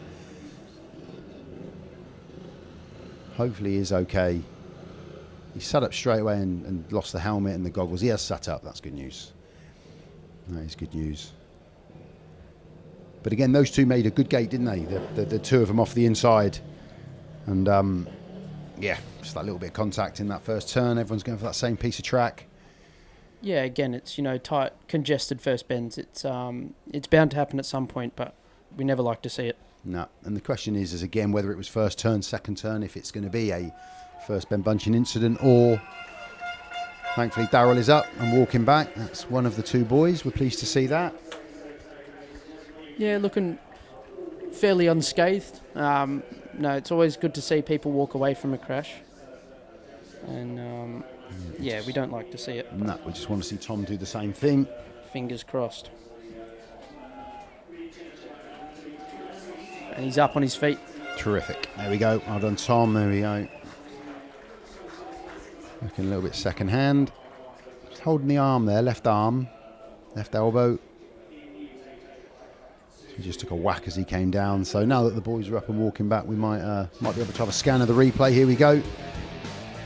So just keep an eye on Tom in right. It's a great angle we've got there. Darryl RITCHINGS in control. Yeah, Tom just comes into the back and almost comes over the side and down onto his back, doesn't he? Yeah, it's quite an awkward fall there. No, he looks in a slight bit of discomfort. Hopefully nothing too serious. But no, just again, a tight first bend. Darryl's trying to hold the inside and Tom seemed to be getting a bit more drive down low. So it's yeah, just an awkward tangle really. So yeah, not confirmed, but I don't think we'll see Tom Spencer come back out. I think he was the cause of the stoppage in that one. Darryl's in front and in charge of the heat, and Tom just came into the back of him. So what it does do is it does give Max Broadhurst the opportunity to get an unchallenged point and get a point on the board today. Yeah, and that'll be a great confidence booster too. Absolutely, and, yeah. You know, there's no doubt we can see him amongst it. So it's just great. It's all, you know, as much as he'll, like we said before, he'll be wanting to just win, and you know, progression is going to be great, and yeah, more time behind the tapes is always going to help that. It's it's always disappointing when we see boys come down, but that could have developed into quite a nice battle for a couple of laps between Darryl, Tom and Cooper, couldn't it? Yeah, definitely. You know, we've seen Cooper's on it all afternoon, and Tom and Darryl there both made blinders of start, so it's yeah, again, 3 riders in a race it's not great for the spectators, but it is what it is. As long as them 3 give us a close one. Yeah, it'd be nice if love to see Max jump out and get in front of these 2. That'd be superb. So there's the Oxford boys just having a bit of a chat with Jamie Courtney there on the left. Just a bit of a catch up while we've just got this small delay. Why I imagine Darryl's just giving a bit of extra time. He did come down in the incident and wasn't the cause of the stoppage. And yeah, just a little runner across the bottom of the screen there. The copyright of this stream is owned by Oxford Speedway, so any reproduction or sharing illegally, we don't want to see it. Doesn't help us out. If you've bought the stream, thank you very much for doing so. Everything you do in terms of buying the stream contributes to Oxford, to the sport as a whole, and is hugely beneficial to Speedway, so thank you if you've bought it, and we hope you're enjoying it. The views of myself, Lee Kilby, and of course I've got Luke Killeen with me. Luke, it's been terrific. I might have to get you up here again, Luke. Thank you. It's obviously not when the Spars and Cheaters are in action, because you'll be busy. No, it's a good view from up here, and it's a great day for it. The sun's shining, and it's I've even had to take my jumper off, which I never thought I'd do. And do you enjoy talking over the racing? Is it because it's the first time you've done this? Yeah, it's the first time. I had a little go at the CLRC, just sort of filling in for Greg Blair during the track grades. But no, it's my first time, so apologies if it's a bit awkward or something. But no apology needed, mate. You're doing really well. It's good. It's great to get a rider's perspective on the action as well, you know, because you've been in the heat of that battle, and just like we were talking about earlier on, you've had races here that have ended in incidents. You know, you and Jason Doyle are coming together. Yep. So you can give us that real insight into what those guys are experiencing down there. So it's great, and the viewers, I'm sure, are enjoying your added commentary today. So we're going to go back, rerun. Tom Spencer, he won't be out in this one as the cause of the stoppage. Darryl Richings, hopefully unscathed. He's making his way round to the tapes now. He's going to be off gate 2 in red for the home side. Cooper Rushen, yellow, off gate number 3 for Middlesbrough. And Max Broadhurst in blue off of the outside for Oxford. Smiths of Bletchingley, they're our sponsors. And Cooper Rushen, he'll be looking to get 3-3 for the away side.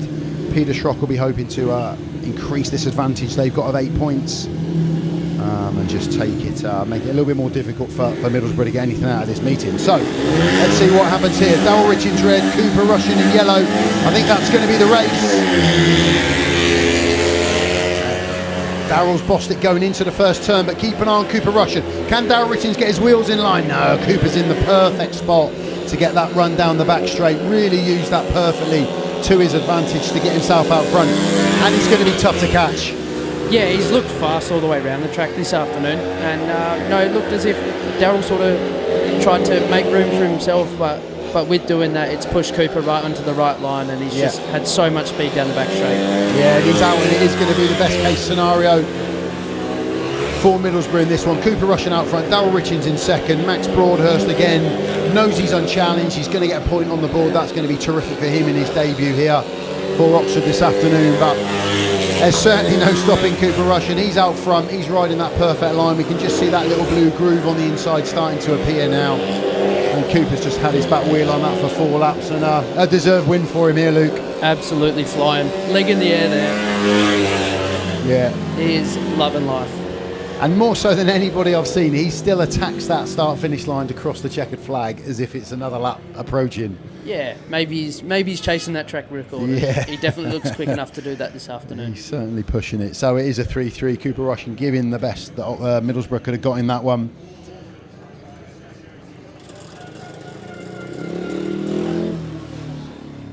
He takes the win. It's a 3-3. There we go. Cooper Rushen with a win in yellow. Darryl Richings second. Max Broadhurst with a point on the board in third. 3-3 scoreline. 37-29. That 8-point gap remains. So Oxford still in control of this meeting. Here we can see it for the tapes. Darryl made a great gate.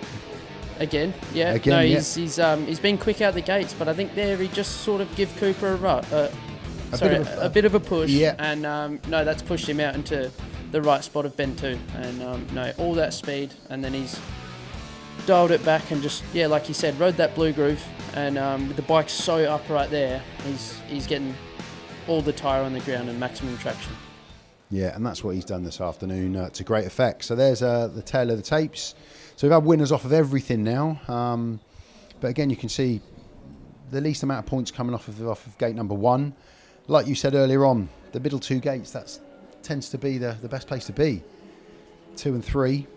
Yeah, those middle gates always seem to hold moisture a little bit better, and I'm not too sure what it is. Gate 4 is the racing line. We can see it here.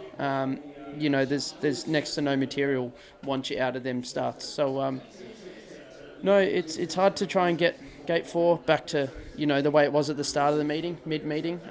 It needs some time to be prepared properly again. But, no, those middle 2 gates holding the moisture very well. Yeah, and they're proving. We've had enough winners off of 1, but the majority of points is coming off of gates 2 and 3. So I think, we've had heat 11, so there'll probably be now a bit more water going into the surface. And this is tricky now because you've got that blue groove. You don't necessarily want to put water down on the inside onto that blue groove. No, it is.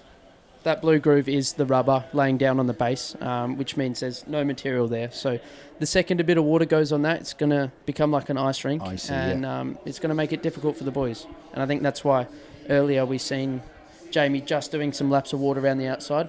But no, trying to relay that moisture into the track now. So here we go. We can run through the scorers again. We'll go top to bottom. Jody SCOTT's having a great night. He's unbeaten so far. Exactly what you want from your number 1. It's been a really solid afternoon for Jacob Clouting with 6+1.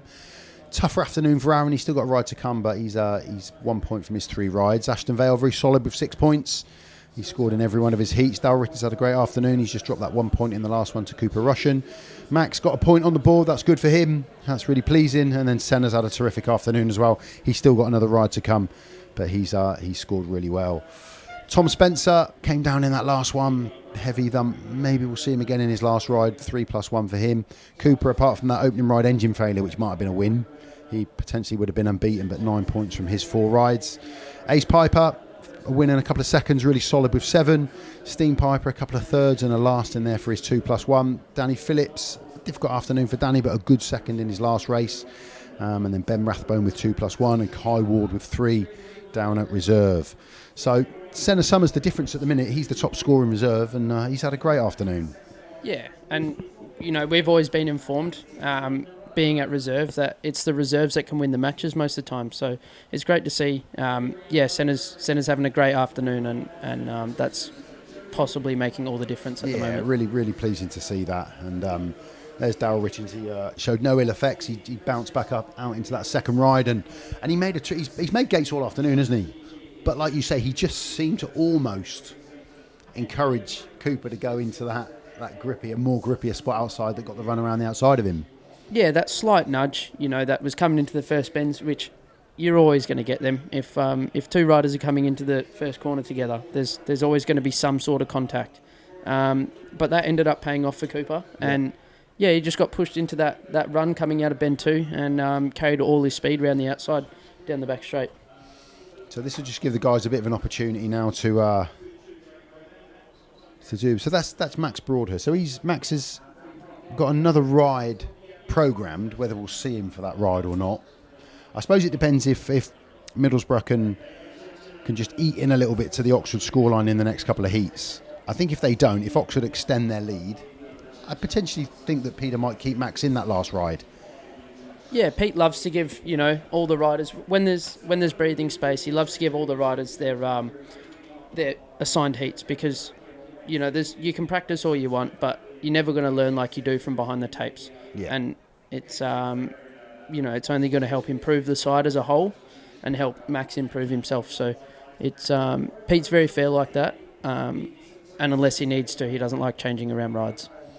No, he'll try and keep it the same. So yeah, this season we're showing all of the meetings. As long as TNT for the top league and BSN aren't here, we'll be streaming all of the meetings live. So yeah, keep it pinned. Have a look at the website.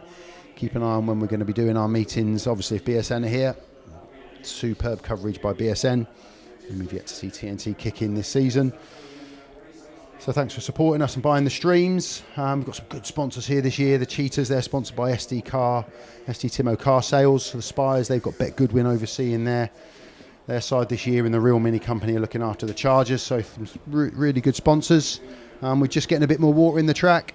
Jamie's out there again, which I think it absolutely needs. So I'll tell you what we'll do. We'll just take a bit of a pauser, and we'll show you another race from this fixture last season. Number 14. Off the inside, Jamie Howder, white helmet colour. Next to him, Ashton Vale, blue helmet colour. Kai Ward, he will go yellow off of gate number 3. And off of the outside in red will be Jacob Clouting for the Oxford Chargers. Jamie Howder inside.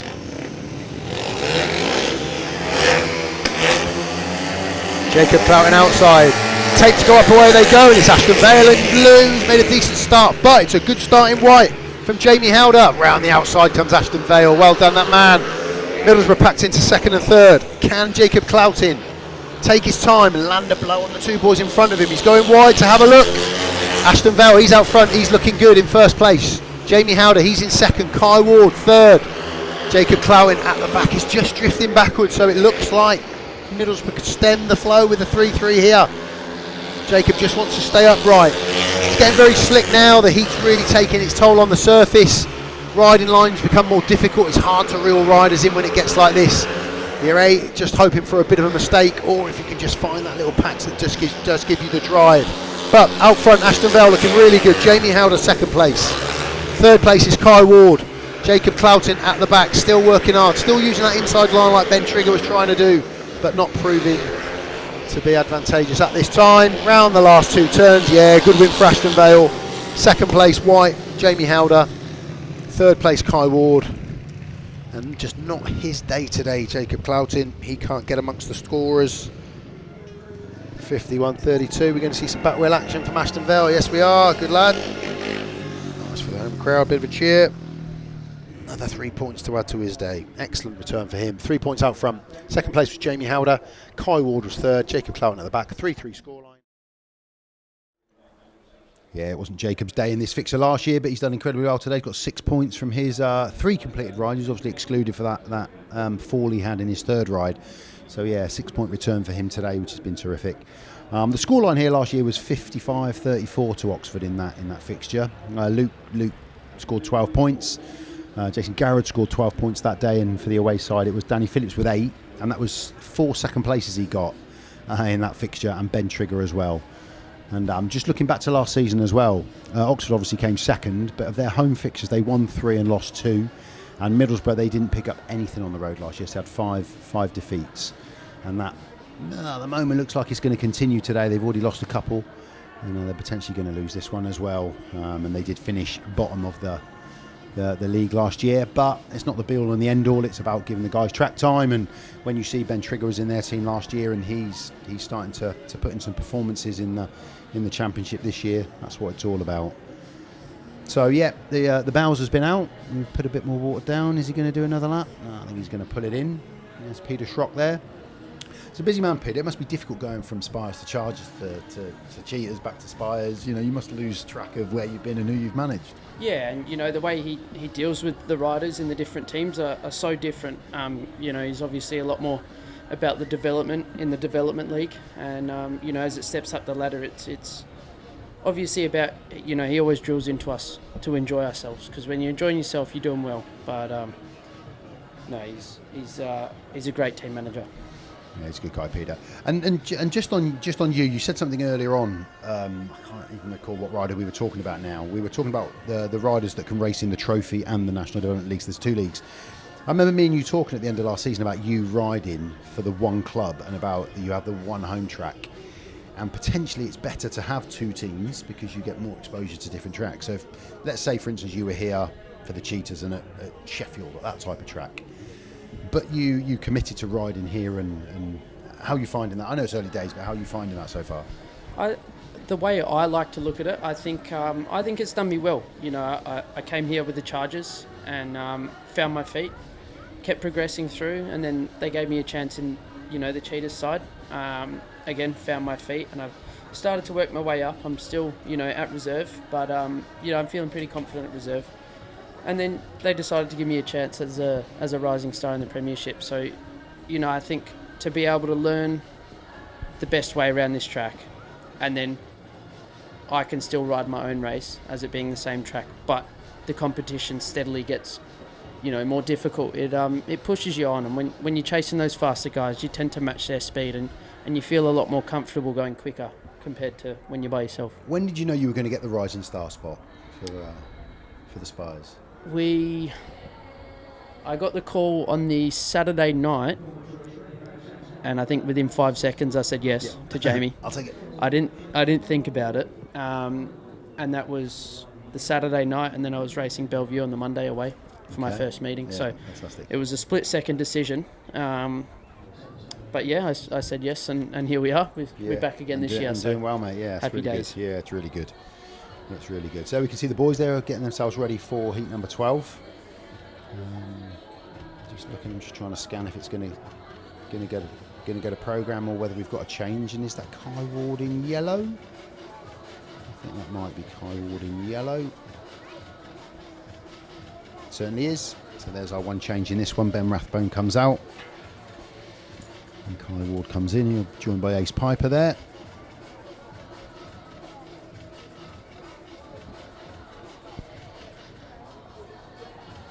So just that one reserve switch there for the away side. Yeah, let's see what that brings them.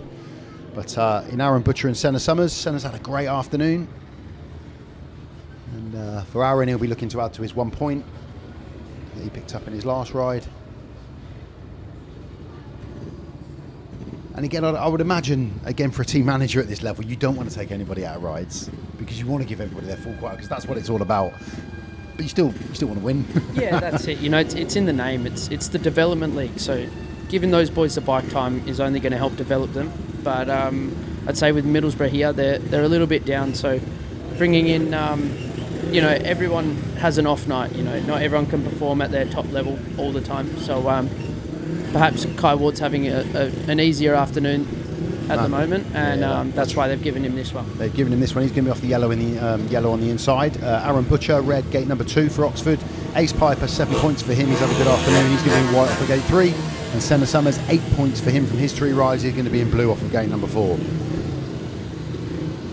Colin Perkins Property Maintenance, they're our sponsors of heat number 12. It's an 8-point lead for the Chargers. It's a really pivotal point of the meeting now for the away side. They've got to try and get a heat advantage in at some stage before we move into a really strong looking heat number 13. So here we go. Let's see what heat number 12 brings us. Arran BUTCHER, Senna SUMMERS, Ace Piper, Kai Ward. Green light comes on, tapes go up, and away we go. And it is a strong start for the away pairing. Great start. Keep an eye on Arran BUTCHER up the inside. No, you just can't get the run on Kai Ward. So the Tigers have made a tactical switch in this one, and at this moment in time, it's really paying off. Ace Piper out front, Kai Ward in second, but with Arran BUTCHER chasing him down, there's going to be a race on, Luke. Yeah, it seems that Kai's feeling the pressure of Arran at the moment, and we can see Senna just building his speed round the back. But Hayes is looking smooth and fast out in front. Yeah, I think we're going to have a race here for the next 2 laps for that second spot. Keep an eye, Arran BUTCHER around the outside. He's going to have to go a little bit deeper into 3 and 4 here. Will he get a run around the outside? We haven't seen anybody do that this afternoon. And Kai Ward just stops that run. Is he going to have enough to do it in this last lap, Luke?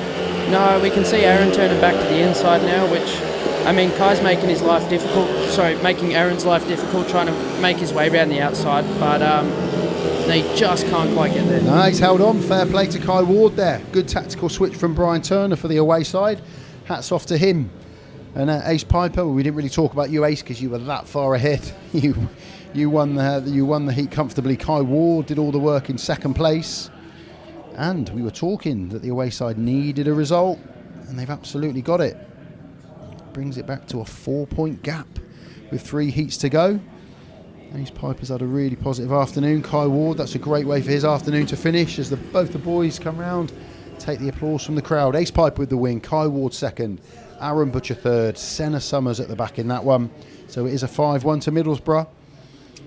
And has that just made it interesting with 3 to go, Luke? Yeah, that's it. You know, Heat 13's always a big one with your 2 big hitters from each side. Here we can see it from the tapes. Ace Piper makes the gate. He's gone, and Kai Ward was there with him. I just didn't know how much pressure the home side were going to be able to put on him. I thought Arran might get the run up the inside there, but just couldn't get his wheels in line. Yeah, it looked like he had the run halfway through the bend, but I think Kai managed to find a bit of grip coming off, you know, almost mid-track. But no, it worked out for him, and I think that track grading we've just had, there's sort of the grips come back almost all around the track now. Yeah, and that will set us up nicely for Heat 13. Like Luke said, the big hitters coming out in this one. The 1s and 5s, and for the home side, the 1s and 5s are really having a great afternoon. Jody SCOTT unbeaten so far. Darryl RITCHINGS just dropped the 1 point, and a bit of a different approach to the look of the away side. Here we can see the run of it. Jody SCOTT in red off the inside. Tom Spencer white, gate number 2. Darryl RITCHINGS blue, gate number 3. For the home side, and Danny Phillips for Middlesbrough off the outside in yellow. And like we were saying, 8 and 7 for the 2 boys from Oxford, and just a more of a testing afternoon for Tom Spencer and Danny Phillips, but now's the time to bring it. Yeah, that's it. And I think gate 1 and 3 is pretty predominant just after that grading, judging by those starts made in Heat 12. So we'll just have to wait and see, but with the Oxford boys being off those preferred gates at the moment, I think that could assist them. Yeah, gate 1 and 3 have given us the heat winners in the last 4, so that could prove pivotal going into this one. So Jamie Lee Sound Enterprises. Jamie Lee's the DJ on the centre green here every week. Brings a bit of a show for the crowd. Nice touch that from Oxford to have him out there. He's our sponsor of Heat 13. Let's see what it brings. Jody SCOTT, Darryl RITCHINGS, Tom Spencer, Danny Phillips. Anything can happen if the Middlesbrough boys can make the trap, but I think they might well be up against it. Here we go. Heat 13. Tapes up and away we go. And it is an even break by all 4 as they all get into those first 2 turns together. And I tell you what, the Middlesbrough boys have got themselves up ahead of Darryl RITCHINGS, but he looks to come back. Jody SCOTT's out front. Keep an eye on Darryl RITCHINGS. He's gone all the way around the outside. Will he make it work? That's a wonderful third turn 3 and 4 for Darryl RITCHINGS. Can he get his wheels in line here, coming off a 2? That's wonderful stuff, Luke. What an absolutely great ride from Darryl so far. You know, we've seen Danny Phillips do it straight off at gate 4, ran around the outside. And, Darryl gave him a taste of his own medicine. So, the 2 Oxford boys are looking smooth and fast out front. Yeah, they're dialed into this one now. Jody SCOTT's out front, but Darryl RITCHINGS had to do all the work. It looked like he was there in the first 2 turns, and then the Middlesbrough boys sandwiched around him into 2nd and 3rd. But then Darryl committed. We've just lost Tom Spencer at the back, and I think that's going to bring the red lights to this one. We are on the last lap.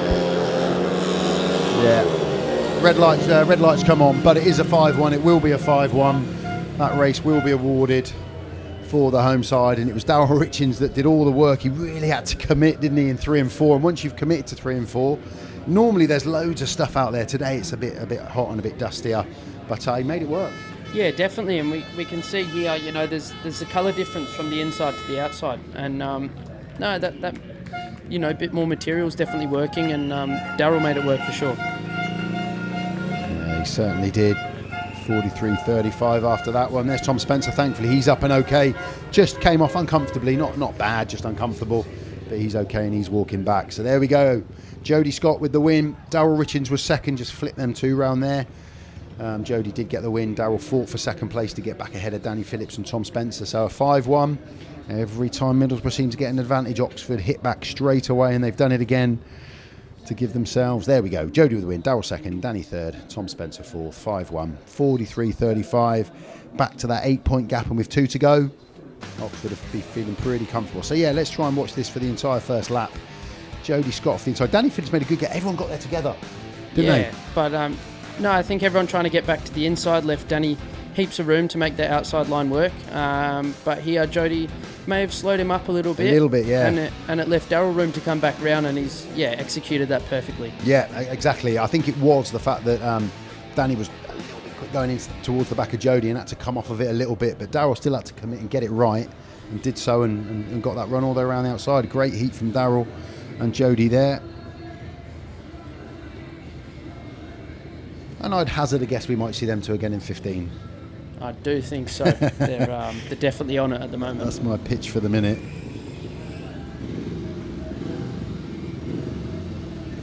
But like we say, it does give it an 8-point lead again for Oxford with 2 to go. So as has been the case all afternoon, work to be done. And that work is to be done in this one by Stene PIJPER off the inside in white. Max Broadhurst, he is going to get his full quota of rides. It's good of Peter Schroeck to stick him back in. That's good. Max Broadhurst blue off gate number 2.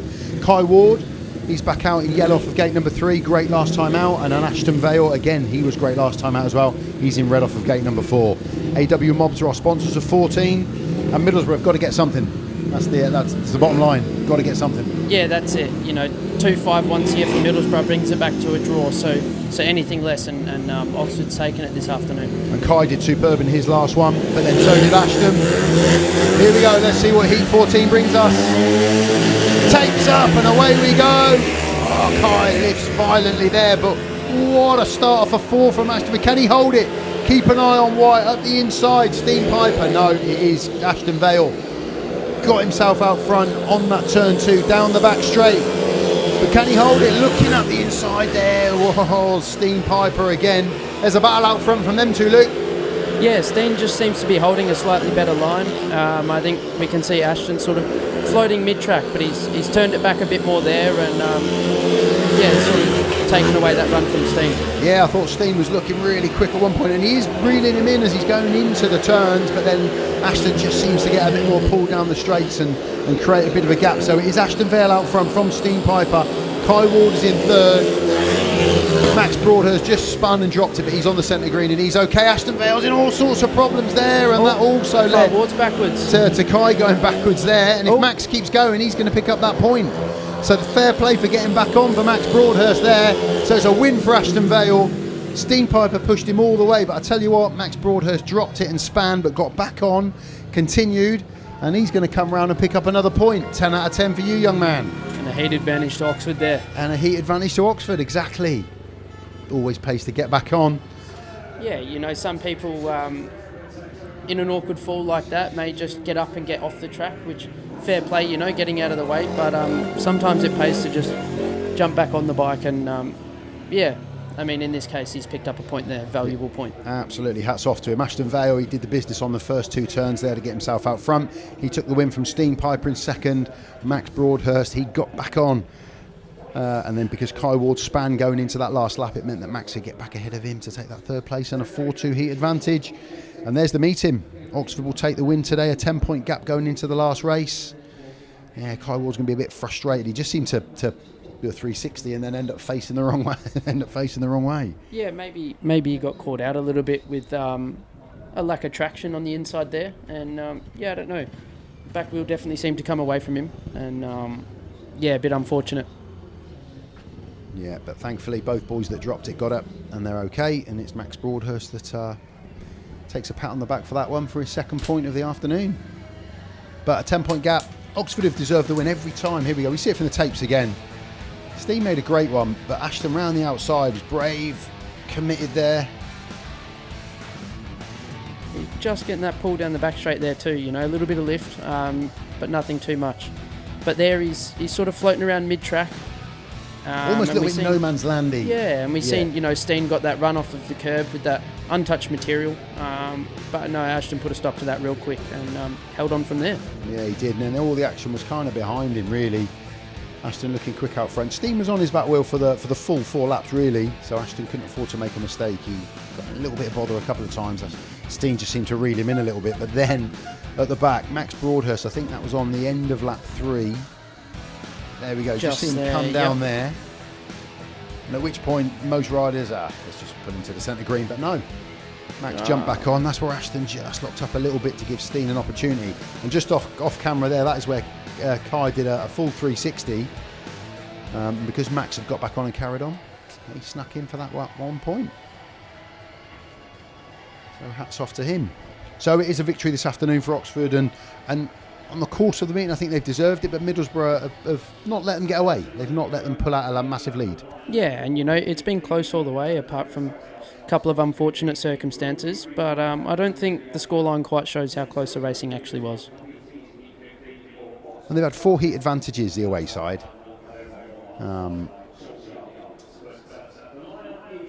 We've had three drawn heats. So it's been pretty even, to be fair. No surprise to see Ace Piper. I don't think it'd be any surprise to see Cooper Rushen. I don't think so. He's just on the side of the camera there. I think I seen his bike was ready. So I do think no surprise that he'll be out in 15. So but Ace, we'll wait and see.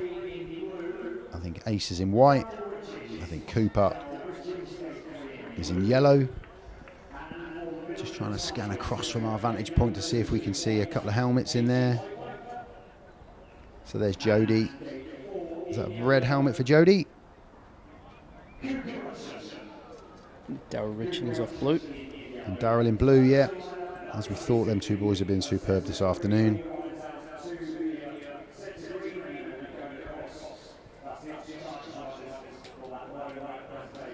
And obviously Oxford won the toss, deferred to heat 15. I've not heard what they've called, but I think it's pretty obvious, isn't it? I think it'll be 1 and 3, but we'll have to wait and see. And there we go, right on cue we can see the gate stats, and it is evened up a little bit. We've got winners across the board now as well, and the points are pretty even across the board as well. So maybe not as cut and dry as we thought, but I think as the meeting's flipped and we've got to the back end of the meeting, 1 and 3 has become pretty dominant. Yeah, I think gate 4 seems to be struggling a little bit there, but it is the racing line, and that tends to happen around this place. So yeah, I think Oxford, as Luke predicted, have taken 1 and 3. To be honest, if Peter had gone for 2 and 4 there, we'd have had to have asked later why. Having a laugh. Yeah, you're trying to wind us up. But it's like you said earlier on with the coin toss, by deferring to 15. If there was a 2 or 3 point gap going into this heat, it would have played brilliantly into Oxford's hands. So you can see why a captain would make that call. Yeah, it's vital in a situation like this. If, like you said, it was a close scoreline still, I think gates 1 and 3 would be favoured to take the win. But yeah, it's good for Oxford to have those preferred gates and already have bagged the win too. And I tell you what, in Jody SCOTT, Darryl RITCHINGS, Ace Piper and Cooper Rushen, we could have a superb heat on our hands here. Yeah, it's going to be interesting to see what Cooper can do off of gate 4. It does look slick as a board from up here, but we've seen him make a start and win off of gate 4 earlier this afternoon. So we'll wait and see. We will indeed. One more heat to go. We hope you've enjoyed the Speedway this afternoon. Thank you very much for joining us. We've got 35 seconds till our last heat of the afternoon. And there's your lineup for it. A really powerful heat, this one. Jody SCOTT off the inside, unbeaten so far, red helmet colour. Ace Piper, really strong showing from him, 10 points. White helmet colour, gate number 2. Darryl RITCHINGS, 9 + 2 for him. Another really strong afternoon. Blue helmet colour, gate number 3. And Cooper Rushen, he's completed 3 of his 4 rides. He's won all of them. And an engine failure in his first one has stopped him from getting a full house. He's going to be in yellow off of gate number 4. So Cab Direct, they're our sponsors of heat number 15. It's a big heat thing. The meeting has gone the way of the Oxford Chargers. But what can Middlesbrough produce here in this final heat? Start marshal walks away, ring light comes on, tapes go up, and away we go. And Ace Piper's made a dream gate off for 2. But at this moment in time, Darryl RITCHINGS, keep an eye up the inside. But Cooper Rushen, where did he get that from? He came out of nowhere, round the outside, down the back straight, into the lead. Ahead of his teammate, Ace Piper. Darryl RITCHINGS in 3rd. Jody SCOTT at the back. Can Oxford do anything from here, Luke? It's definitely going to be a difficult afternoon to make some passing, but we can see Jody's definitely entering the corner with plenty of speed. But to see Cooper, who I think was, last out the gate, to just go straight round the bags, and no, he just came out of that second bend with so much speed. Yeah, all my focus was on Darryl RITCHINGS trying to come up the inside of Ace Piper, and then out of nowhere, Cooper Rushen just appeared like an orange and black blaze down the outside, around the outside of all three of them into the lead, and he's going to comfortably hold this. Wonderful heat for him. Good afternoon. Again, a double-figure return for him as a guest this afternoon. He takes the win. Second place is Ace Piper. Third is Darryl RITCHINGS, and Jody SCOTT just comes off the gas and trickles around, loses that maximum this afternoon. So a nice way for the away side to finish proceedings. And a strong, strong heat and show in there from Cooper Rushen and Ace Piper.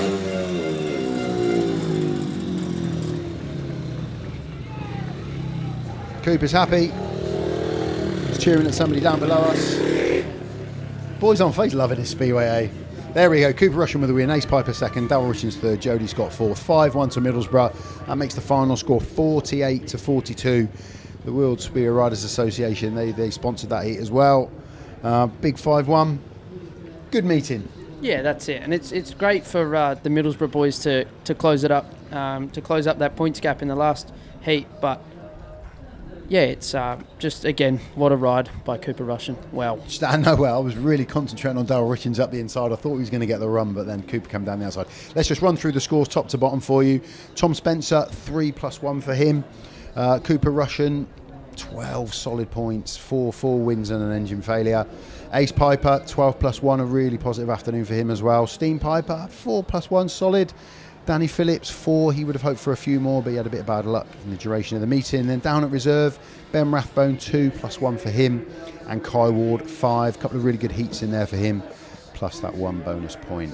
And for the home side, Jody SCOTT, apart from that last race, 11+1, looked really good this afternoon.